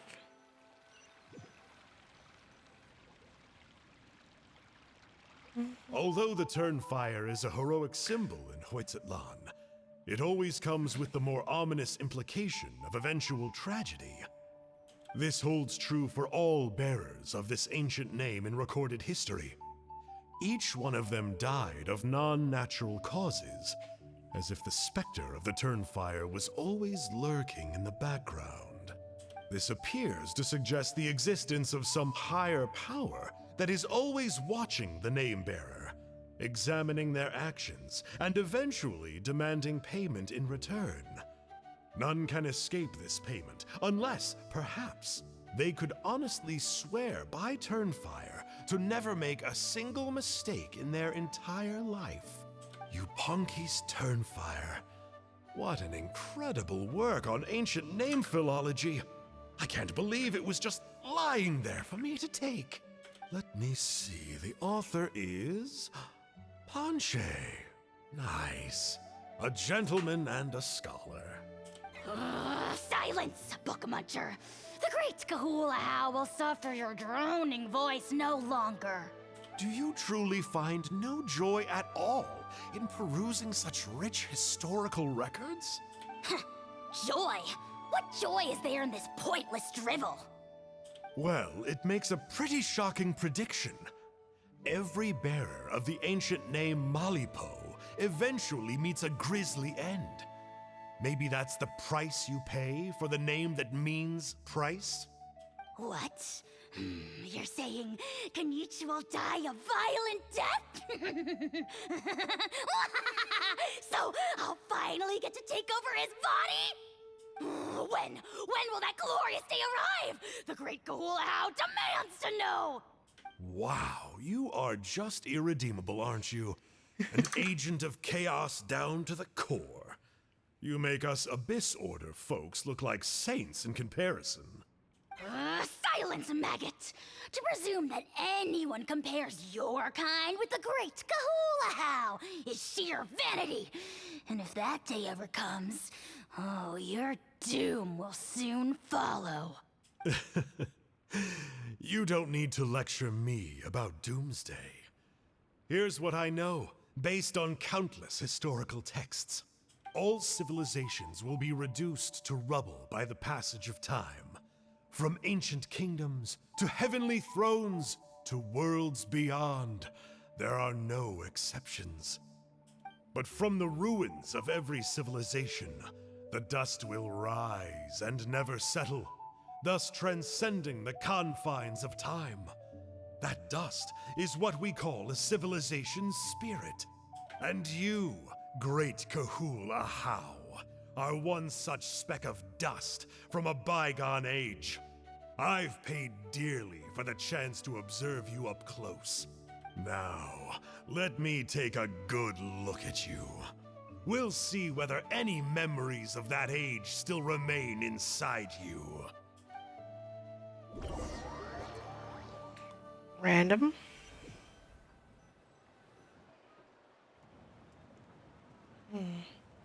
We're so sorry, Mr. Ponche, but we couldn't find your manuscript anywhere. Does that mean all of my hard work was for nothing? You gotta stay positive, Ponche. You might have lost the book, but the brains behind it are still intact. Surely you remember the main points at least? The whole reason I worked so hard to get it finished before the Turnfire Night is because I hoped that maybe it might help us find a way through these trying times. But now... You mean you solved the Mountain King problem? Well, not exactly. But I thought my research might at least be a starting point. Oh, really? So what did you find out in your research? I think the key to all of this lies in the power of Malipo. Ponche, you know as well as anyone that ancient names don't hold any real power. Symbolic power doesn't count. You're right, but Malipo may be a special case. Given that it first arose in the era of the first Pyro Archon, it might contain remnants of Shibalanke's power. Yeah, I remember that story. My grandpa told it to me when I was a little kid. Maybe you're the special case. Most kids stop believing in that stuff by your age. I'm not talking about childhood superstitions here. There is evidence. Like what? Like the fact that the Mountain King is still alive. Everyone attributes that to the power of the Abyss. But there's more to it than that. The key factor is that Burkina summoned the power of Malipo at the cost of his own life. If you don't believe me, then answer me this. How many other creatures can you think of who lived longer, not shorter, after being contaminated by the Abyss? Traveler, different situation but similar idea. Doesn't this remind you of the hilly... So, I came to the conclusion that Malipo must refer to some mysterious ritual involving a tit-for-tat exchange. It began with the first Pyro Archon, fell with the Grand Alliance, then was buried in the Night Kingdom. And now, it awaits the call of its new bearer. Hey. Sorry to interrupt, Ponche, but you seem to be getting a little overexcited. I'm sorry. I was originally planning on presenting my findings to Kinich. I'd hoped he would be attending the upcoming ceremony. Sounds to me like you dreamed up one fanciful theory to support another. Kinich, what are you doing here? I more or less finished what I was doing, so I came to have a quick catch-up. Kinich! I'm onto something. I haven't worked out all the details, but you have to attend the Turnfire Night. So Mr. Ponche here has done a lot of research on the history of the Turnfire, and thinks he might have found a way for you to solve the problem. I'll be there, Ponche. Let's go. Simple as that.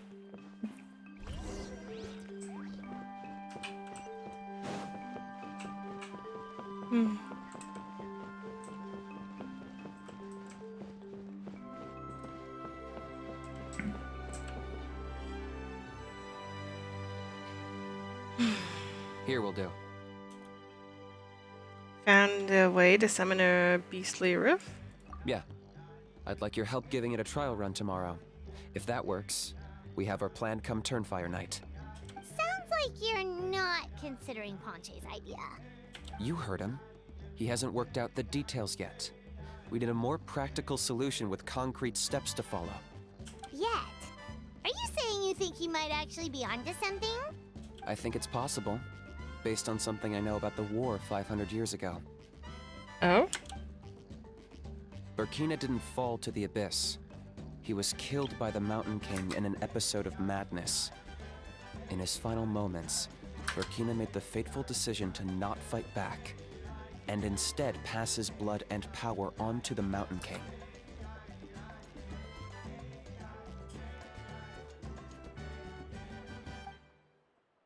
Maybe he thought the Mountain King was stronger than him, and more valuable to the tribe.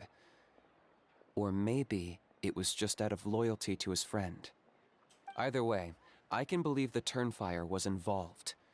Whether you think his sacrifice triggered it, or his fate was sealed from the moment he took the Malipo name, it makes sense to me.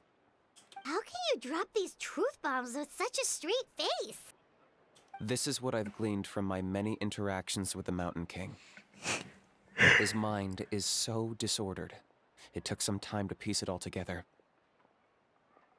The story Elder Trinidad told you was the more palatable version of events. The truth is even darker. The Mountain King's mind isn't just disordered. He is suffering and feels great shame. I believe he wants to be put out of his misery. What?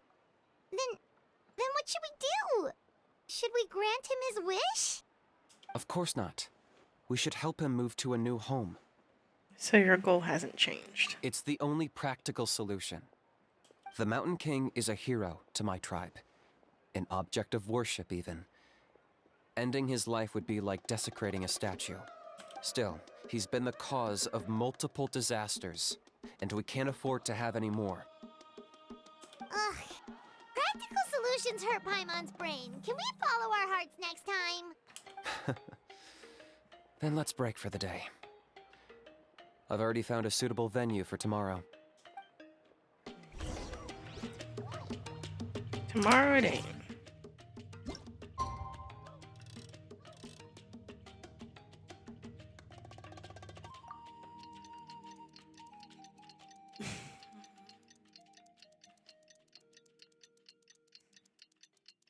There is one singular gnat flying around and it's so annoying.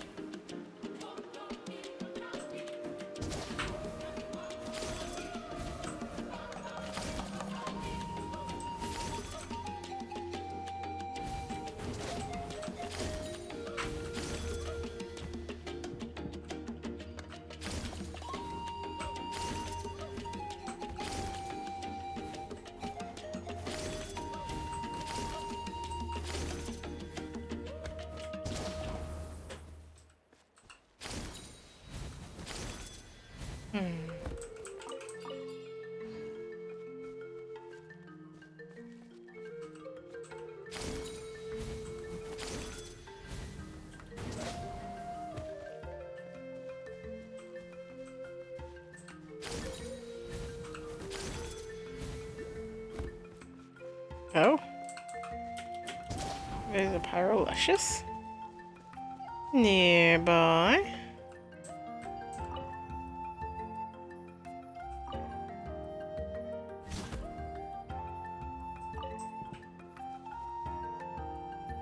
Oh.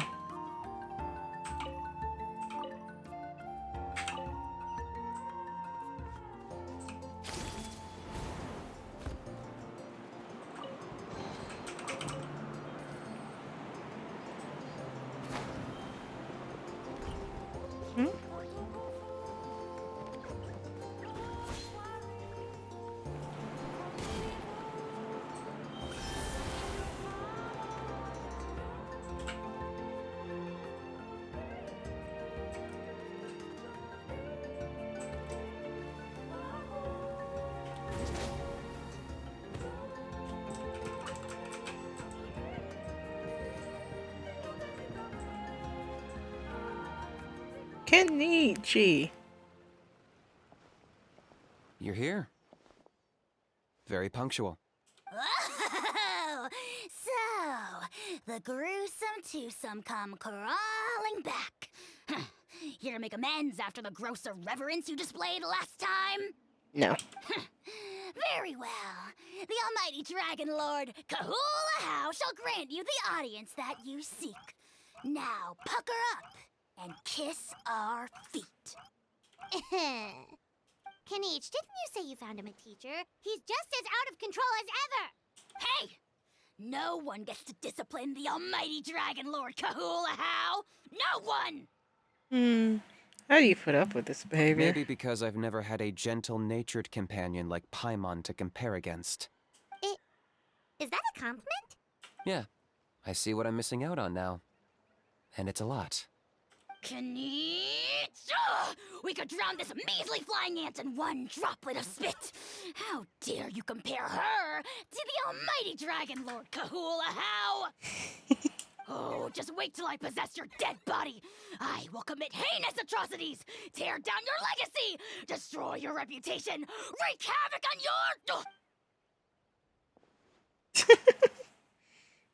your... Traveler, Paimon, let's get down to business. Once we've opened the beastly rift, you're welcome to toss a how in there for a couple of days. With pleasure. You don't need to ask twice. I got my hands on this device in a trade. It's meant as bait, but it'll also stabilize the abyssal energy. The rift towns will tear through space to get to this. Once they're here, we take them out and claim the rift for ourselves. How did you get your hands on this? You'll find out soon enough. First, let's try this out.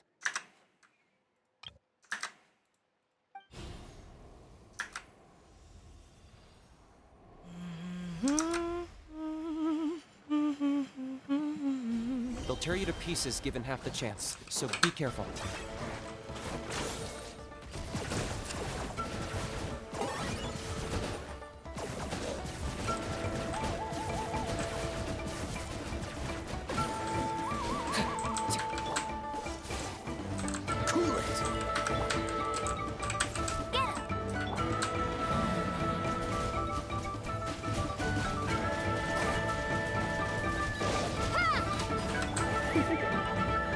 Blitz. Locked on.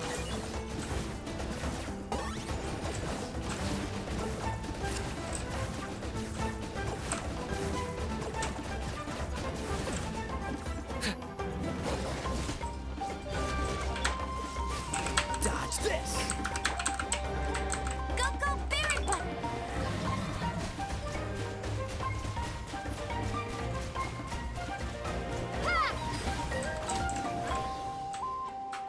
You're in for a little shock. Target acquired.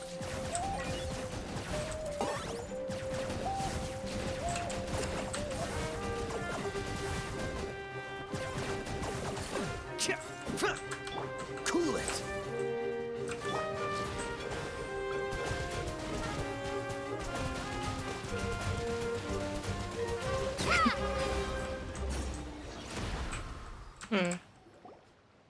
Uh-oh. Are there even bigger ones on the way? You see, Kenich? I'm a man of my word. In fact, I'd say I under-promised and over-delivered. Nifty little gizmo, isn't it? I take it this is your true form? Now that our deal is complete, it's time to start the next phase of our relationship. I made a promise to the great Kahula How, and now I'm here to seize your body for his use. Cliché, I know. The hero's trusted partner sells him out to the abyss in a shocking act of betrayal. Cue bad guy speech and drawn-out death sequence. Huh? Angel? Huh? Huh? What are you two doing here? Oh, Mr. Kenich, this is not what we agreed on. Traveler, this is the gift I got you. I know you're looking for intel on the Abyss Order, so I thought he might be of use to you. but it looks like you've already met.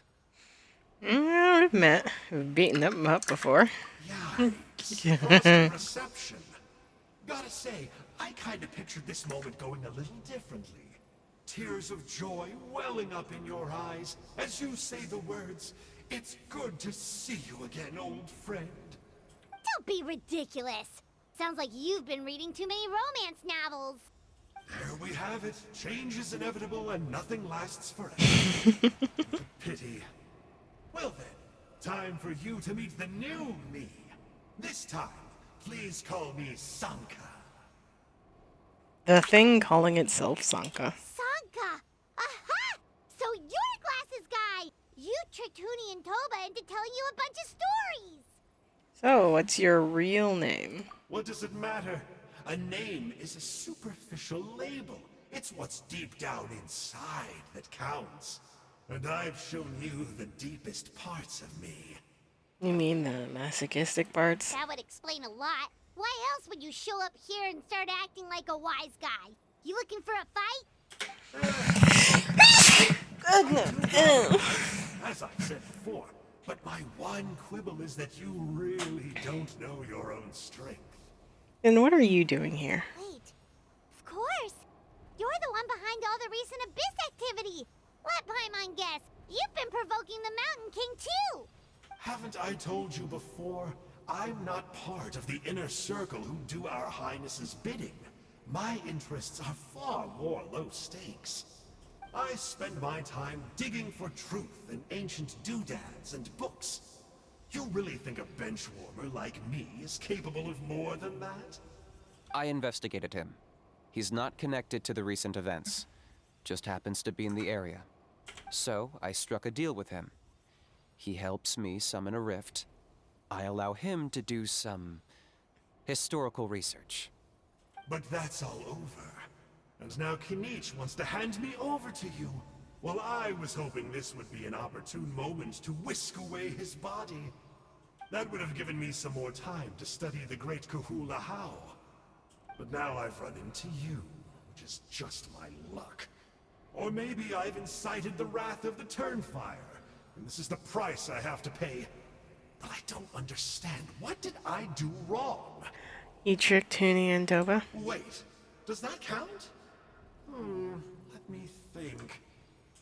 How? You are the worst of the worst! Colluding with the Abyss Order against Kinich? How could you betray your partner? There is no betrayal. The almighty Dragon Lord Kahula How is a partner to no one. Don't worry, I told him to act as bait. Yes, and you should have picked a bigger fish. The Abyss Order? Ha! What a joke. Not even a match for our lowly servant. I put up with this toad's croaking for days, and it was all for nothing. It looks like your disciplinary measures have been less than effective, Mr. Enjo. What did you expect? Behavioral rehab isn't really our thing. Otherwise, we might as well change our name from the Abyss Order to the Abyss Boarding School. The abysmal disorder would suit you better. Kinich! Dispose of him! He is of no further use to us! Traveler?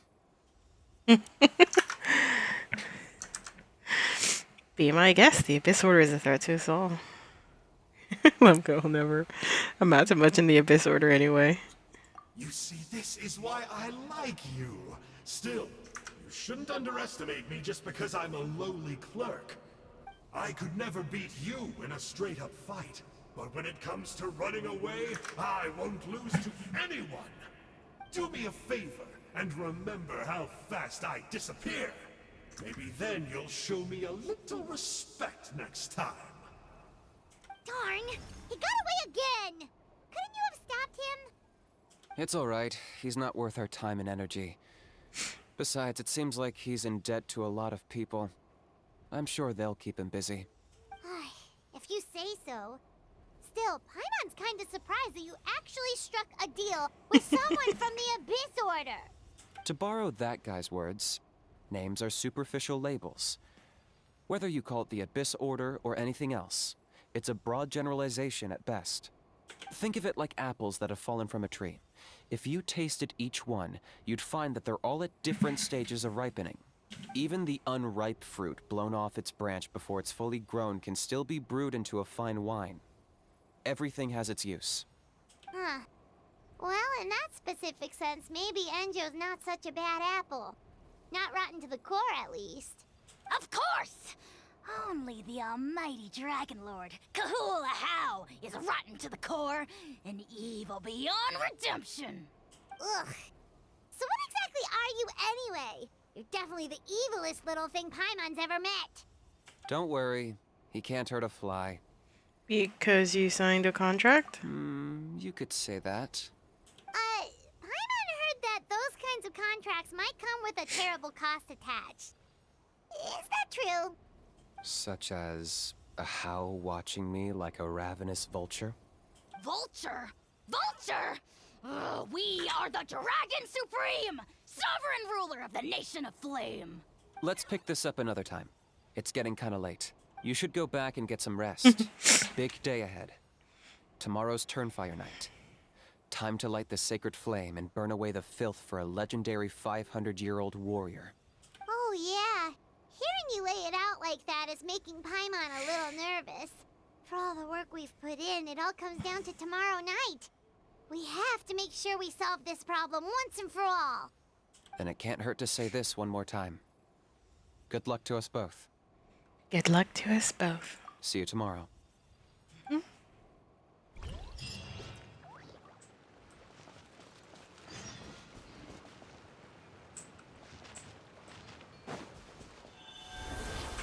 What happened to getting some rest? Anxious about Anju? You're cautious, like me. I get it. But don't worry, like I said, I investigated, and I'm confident he has nothing to do with the Mountain King situation. Before he got tangled up with us, he was looking into the Mare Javari. That's another major part of Natlan's history. Our ancestor, Burkina, once fought a campaign there alongside the 5 other heroes. But it's not such an easy place to get to these days. That's about all I know, though. I have yet to take a job that involves the Mare Javari. What happened to getting some rest? Raja? The house piqued your interest, huh? It's true that he's a relic from an earlier Saurian age, but since we're bound to each other by contract, you can see him as my companion for now. I know he can be awful, but don't worry. As long as I'm still around, he can't do that much damage. As long as you're around? That's a key part of the contract. The How has to obey my orders and lend me his power for as long as I live. And after I die, a How gets control of my body. That's the price. Crazy, isn't it? That was probably the first time I really appreciated what it meant to pay a price. Then once I signed the contract, I received the ancient name Malipo. But that's a whole other story. We can get into it another time if you're interested.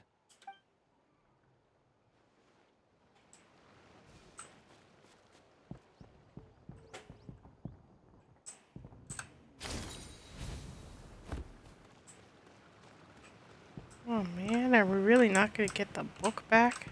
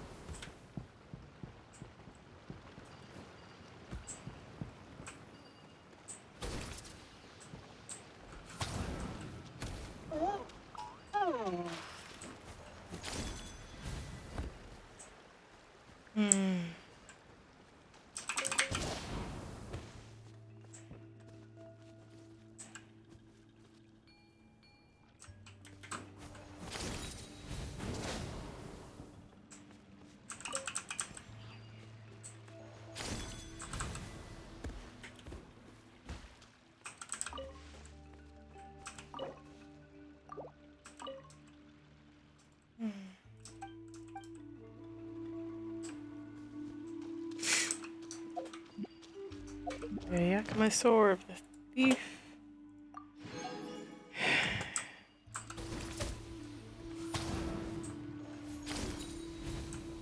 You die.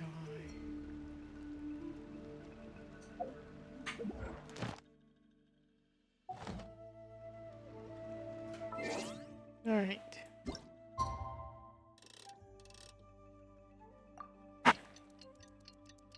Just after sunset.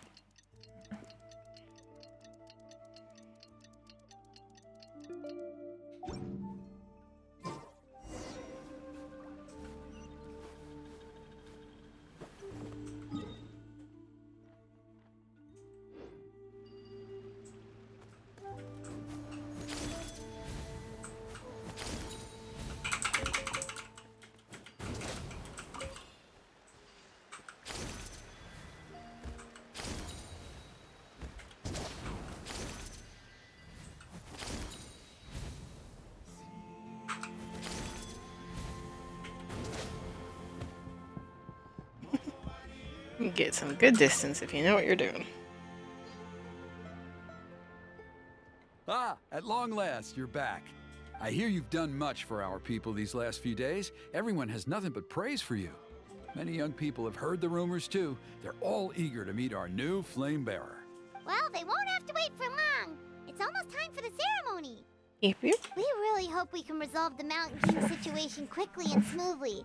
Seems like a lot of people have been worrying about it, huh? Well, it's nearly time.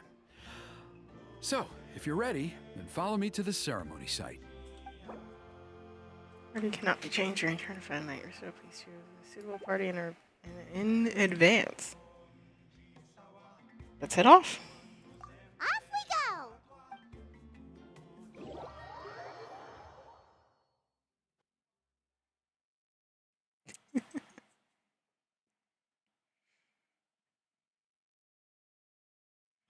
I should have healed them. That's my only critique. Oof. Here we are. Our honored guests have So are arrived. we. I have heard much about your fine work over the past few days. I hope you'll allow us to thank you properly after tonight's ceremony. Don't worry about it. Getting this huge venue ready must have been a huge task. No need to make extra work for yourselves on our account. Oh, if it means getting the Mountain King issue resolved, no cost is too great to bear. A resolution will come in due course, but every great fire starts as a tiny spark. We must take it one step at a time. No one would disagree with you if that were possible, Chief. But it's been far too long since we've seen a real step forward. Look around you. Can't you see how our numbers have dwindled since the last Turnfire night? The ceremony was arranged on short notice. Many are away from home and could not make it back in time. That may be so, but still. Good evening, Traveler in Paimon. Kanich! Not a moment too soon. Chief Wayna, Elder Trinidad, could you give us a minute? I'd like to give the Traveler a few pointers as the previous Flame Bearer. Very well, but make it quick. Let me know when you're done and we will begin the ceremony. Let's step to the side. Has anyone gone over the key steps of the ceremony with you yet? Yeah. Yeah, Elder Trinidad did, but, Paimon seems to have forgotten them? What a surprise! The flying ant has an ant-sized brain. If you don't want your tongue to be burned off by the sacred flame tonight, I suggest you stay quiet. See those sacred flame pillars? Once you've lit the fire, go light each one up in turn. Once that's done, head down into the cave where the Mountain King slumbers, light the braziers along the way, then bring the flame to the final altar. Then the ceremony is complete. That sounds simple enough. The process isn't complicated, but remember, you mustn't turn back at any point. If you miss a pillar, you can't light the next one, then come back to it. You have to keep moving forward, or it's seen as disrespecting our ancestors. If that happens, you won't receive the blessing of the Turnfire, and you'll have to start over. I made you a diagram that summarizes the steps. Take a look. Oh, it's in a spiral. Okay. In a spiral, clockwise. Clockwise spiral starting from... So that's our part. What about you? I'll be with you the whole way, and once you've lit the altar, I'll start summoning the rift. You can leave that side of things to me. Just focus on your part. Okay. We'll try to remember all that and get it right the first time. Well then, shall we begin? Ready when you are. But I think I saw Huni and the others just now. Maybe you should say hi before you start. Might make you less nervous. Just tell the chief when you're ready. Mm-hmm.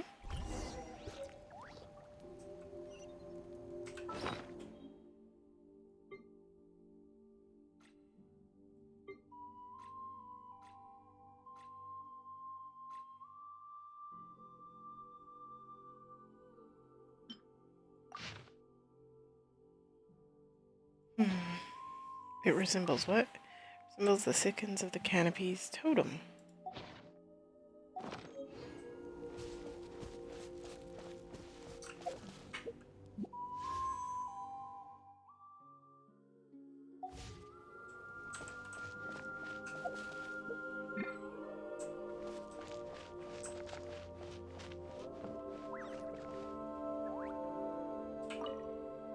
Oh, Miss Traveler, you look so pretty today. Hmm. Seems to be a bit messed up. You're gonna make sure the Mountain King never threatens us again, right? I believe in you. I'll be cheering you on the whole time.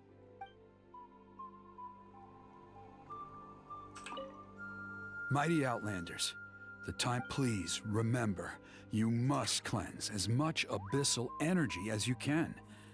This is the only way to prolong the Mountain King's slumber. I am sure you have what it takes.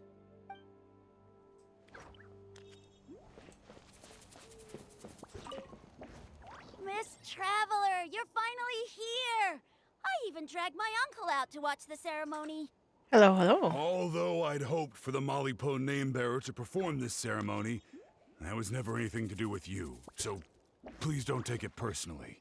I got thinking last night, and I realized if the lesson of Malipo is to look forwards, then I should accept that my book is gone and start anew. Besides, I'll have even more to write about this time, given this will be our first Turnfire ceremony featuring a flame-bearer from another land. I'll be taking detailed notes. Good luck, Miss Traveler! You got this! It's a bit still said of a sentence. Good luck, Miss Traveler. Yep.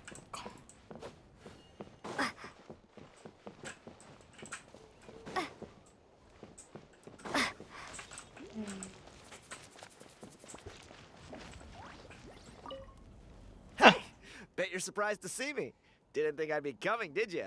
I was all packed up and ready to go, but then I thought, I wonder if the ceremony will go any differently with the new flame bearer. So yeah, here I am again. I still owe you for that picture you took. So once you start, I'll be dancing to cheer you on. Don't be nervous. You'll do great.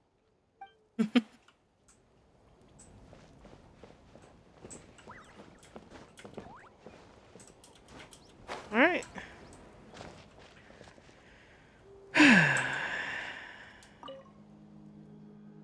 How are you doing? Is all in order? Yep. Ready to go. I'm counting on you. Don't forget what we talked about.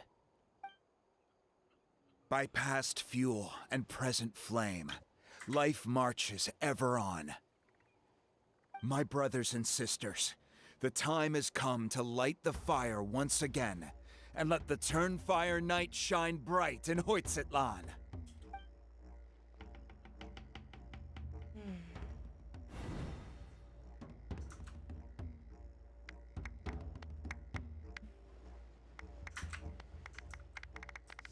Alright. Go to the altar to obtain kindling of the sacred flame. To obtain flame, draw close to a bazaar to ignite it. The ritual has a specific order to pass the sacred flame according to the fixed order or fail. Head straight to the ritual's end. Turning back now will spell naught but failure. Go get the sacred flame.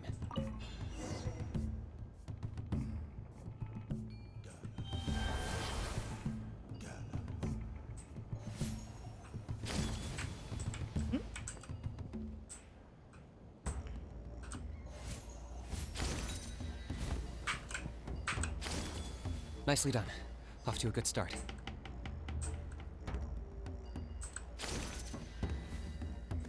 Great stuff.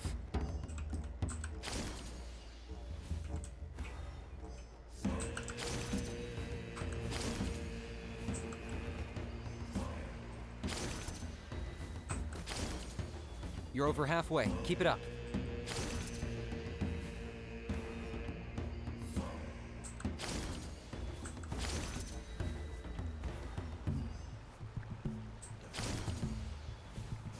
Impressive. Just one more to go. Come on, one last push. The final sacred flame pillar is up ahead.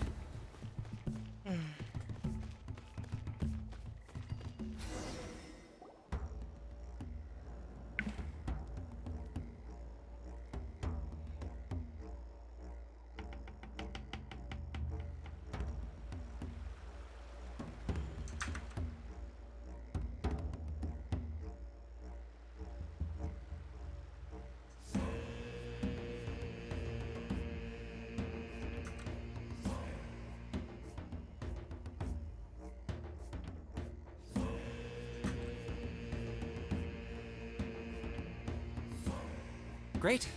All the pillars are alight. Next, it's down into the canyon and head for the Mountain King's cave.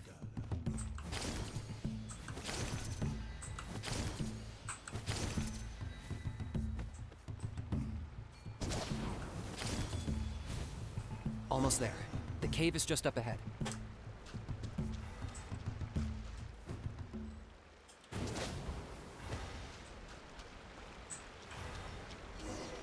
The Abyss presence is growing strong.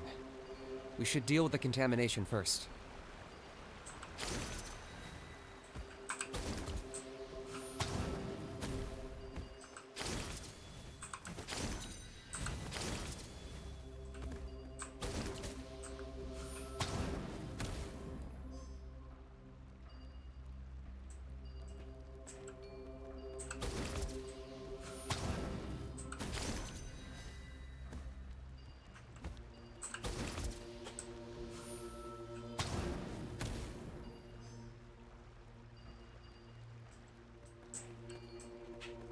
It's like I don't want to miss one. Can't turn back.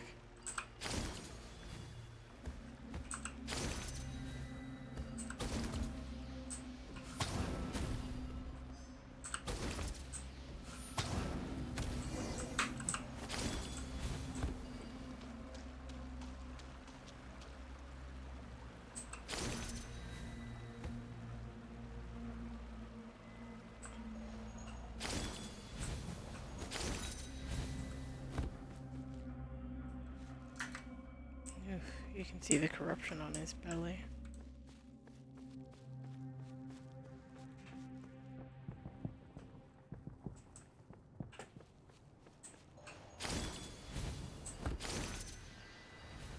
There's the altar of the sacred flame.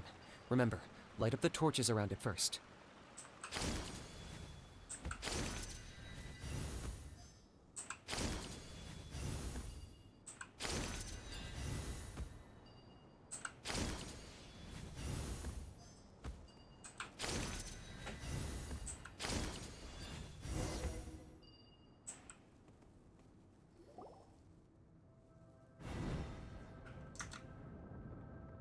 Woohoo!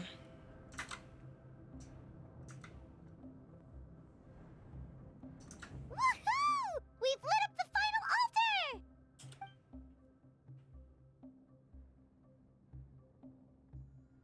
That's the Mountain King up ahead, right? Poor thing. That's him. Kangamato, king of the Yumkasaurs from 500 years ago. He's very powerful. Paimon can tell. He is huge.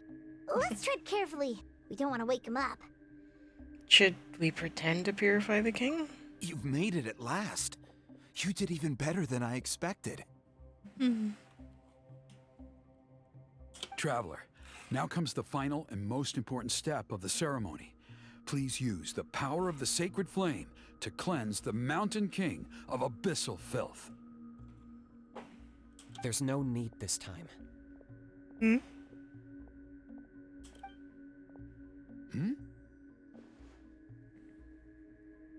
Got an idea? Such strong abyssal power. What is that thing? Kinich, what is the meaning of this?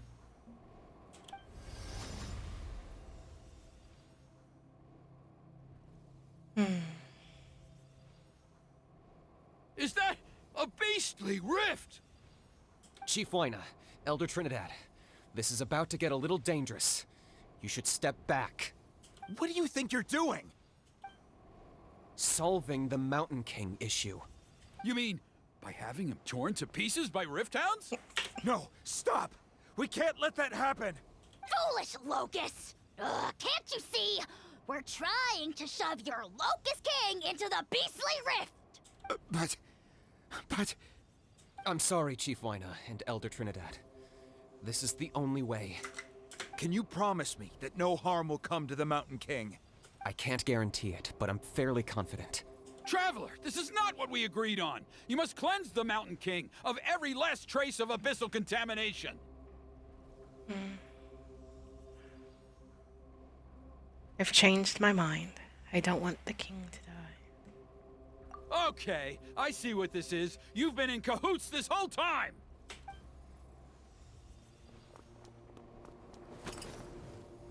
Dude.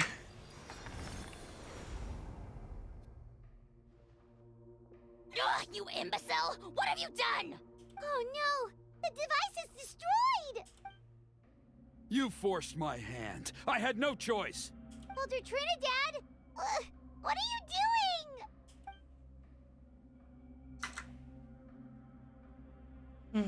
No, the Mountain King is waking up!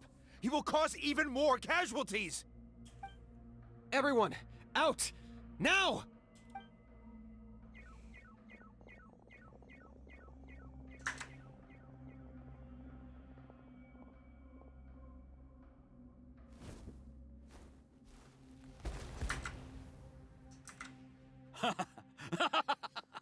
Well, it seems there is only one way to awaken you all from your willful blindness. More sacrifices must be made.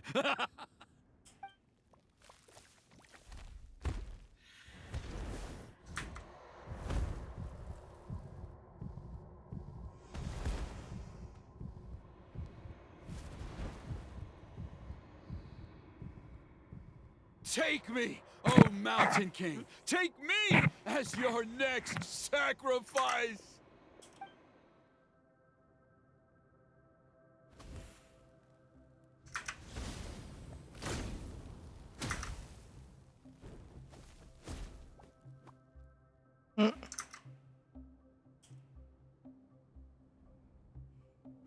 Everyone's still outside. We have to keep the Mountain King here. Give me a hand.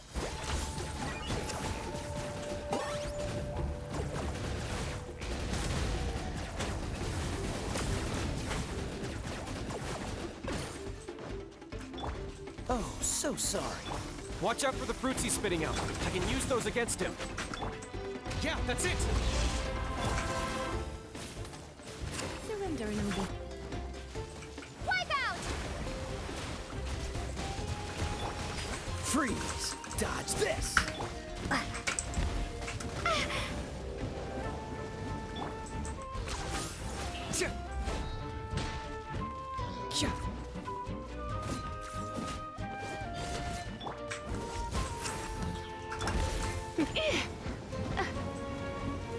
Come a little closer.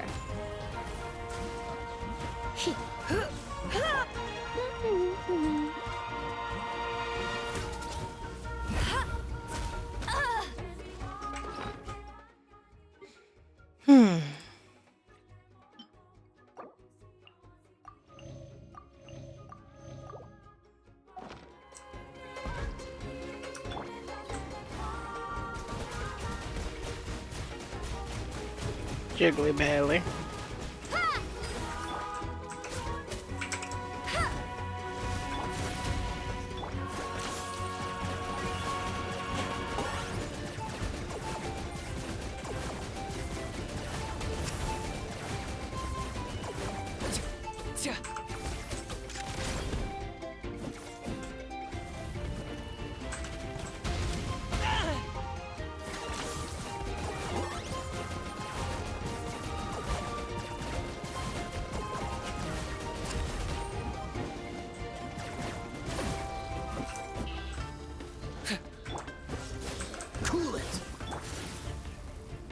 You've been a naughty boy. Hey!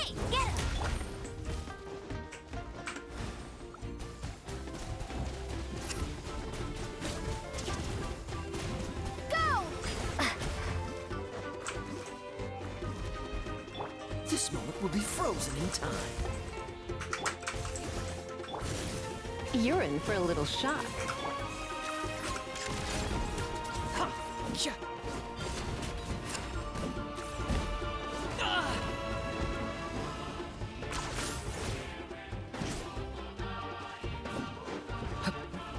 I got him cornered.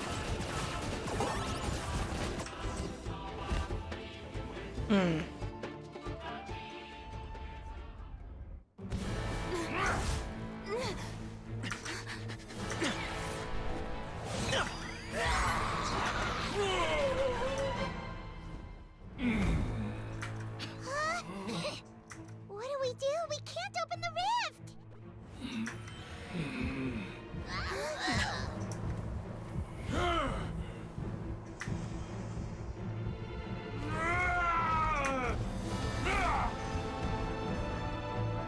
Kill me! Put an end to Hoyt's shame!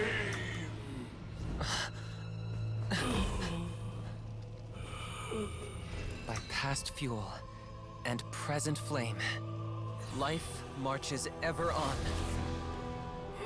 Oh, Burkina, I must atone.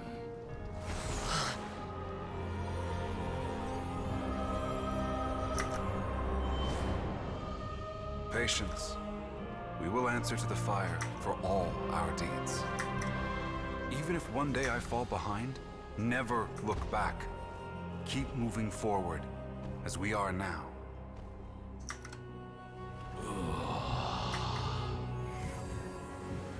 Live with your guilt and shame. This is the price to pay.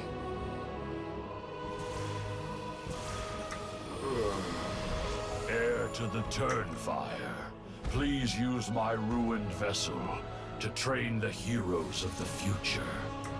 The will of Kangamato will march ever on, till the abyss is stamped out.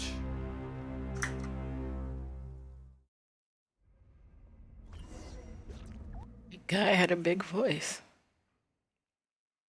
The following day, in the Siggins of the Canopy tribe.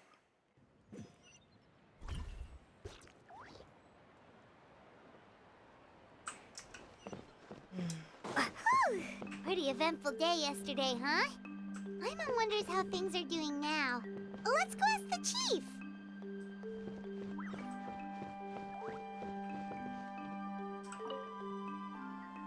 Traveler, you've come at just the right time.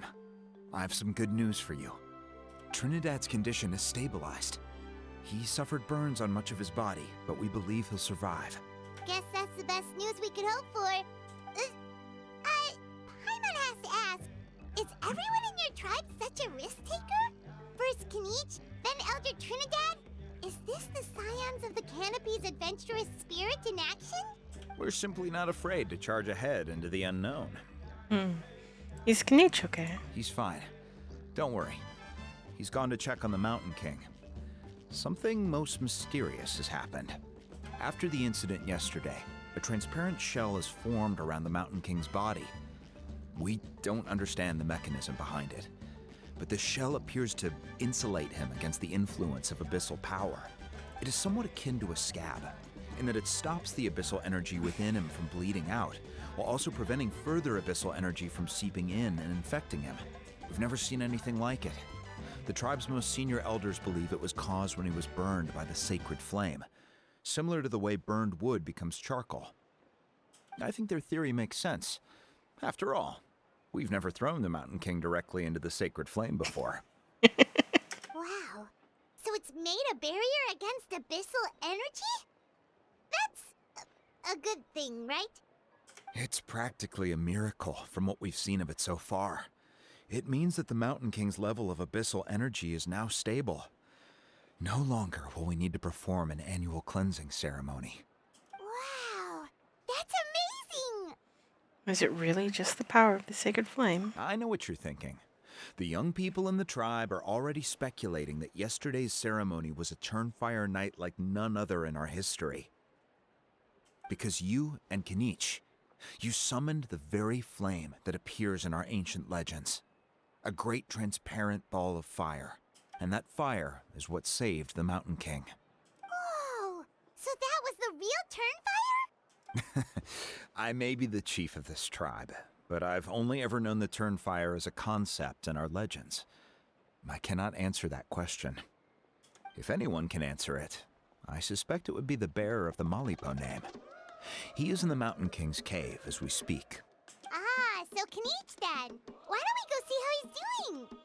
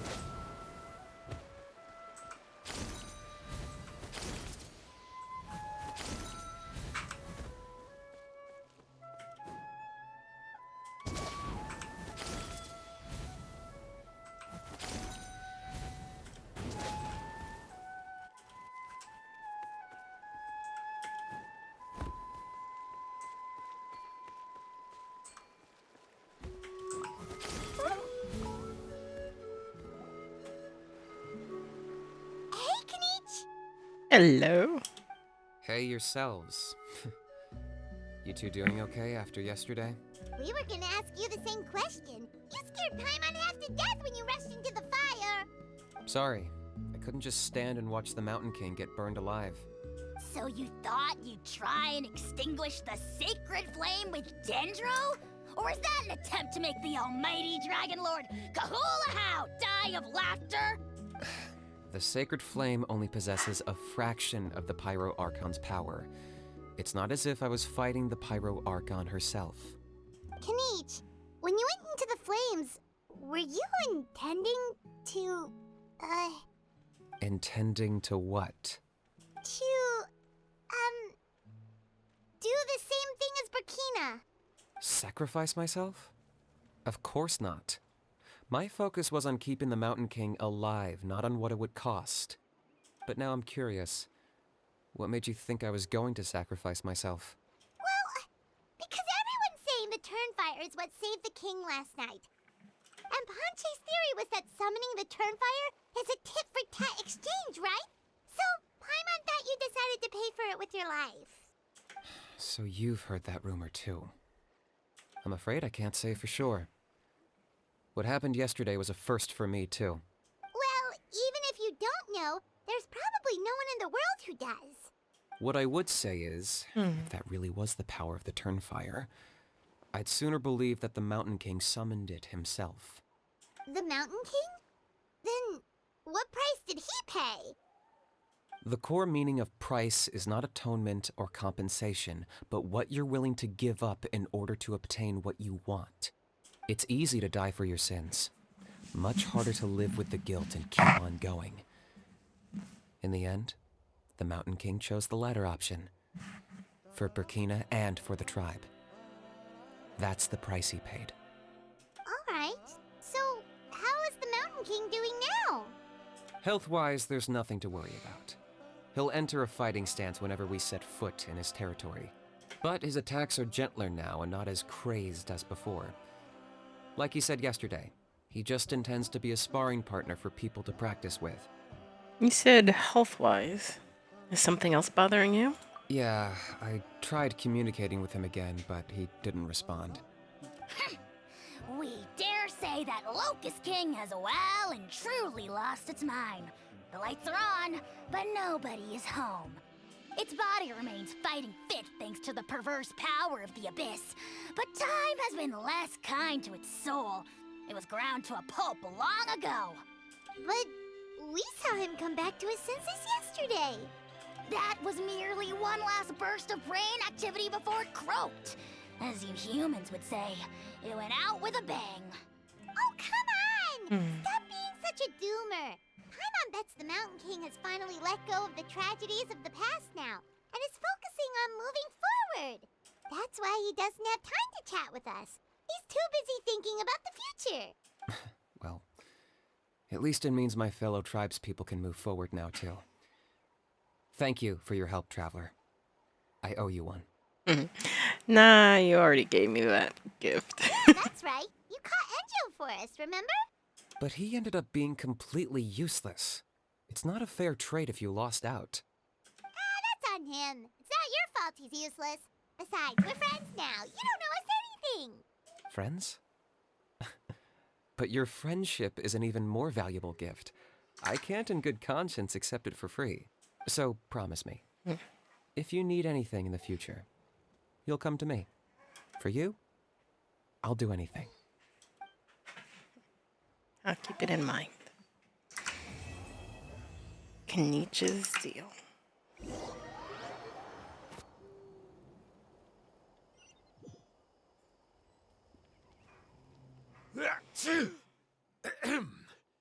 So, in the end, only poor little Huni got the sad ending? Yeah, everyone's happy except me. First Nana, then my dad. Why does everyone in my family have to suffer? Huni, it'll be okay. Your dad will get better soon. Toba, you're my friend, so I shouldn't say this to your face. But it was all the Mountain King's fault. Huh? Now hold your horses, kiddo. If you promise not to fight, Uncle Sanka will tell you a story. Okay, before you roll your eyes out of your skull, I promise you can trust me. I almost got my eyebrows burned off by the turnfire after last time. That's why I came back, to make it up to you. All right, I'll just get to the point. Do you know what Uncle Sanka loves the most about your people? What? Your extreme sports. Huh? On my first day here, I got hit by someone falling out of the sky.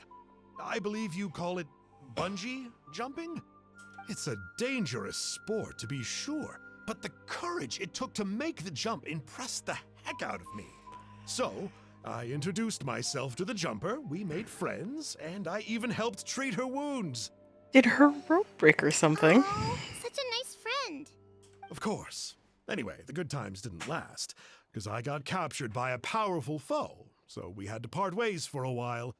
In the hands of the enemy, I was scorned, scolded, and nearly given away as a gift. Oh, so humiliating. A horrible experience to look back on. Why does Uncle Sanka always have to suffer, I thought. So I feel your pain, Huni. I was in the same position. But in the end, I made it through, and I left all of those painful memories in the past.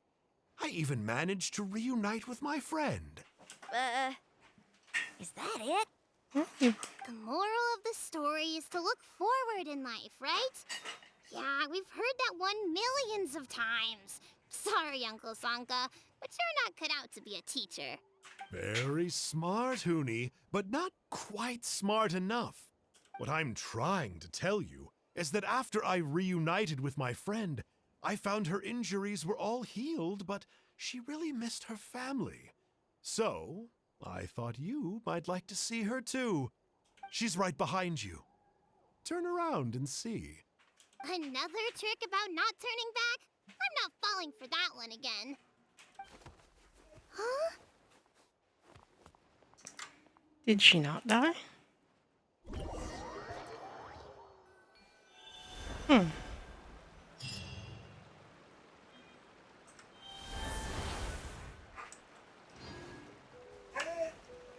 Alright. That seems to be the end of that. Yes, you bug. Okay. And my dog went out. Okay, I'll go let you out. Alright, catch you darlings later. Bye. Oh my goodness, such a chatterbox today. What is it?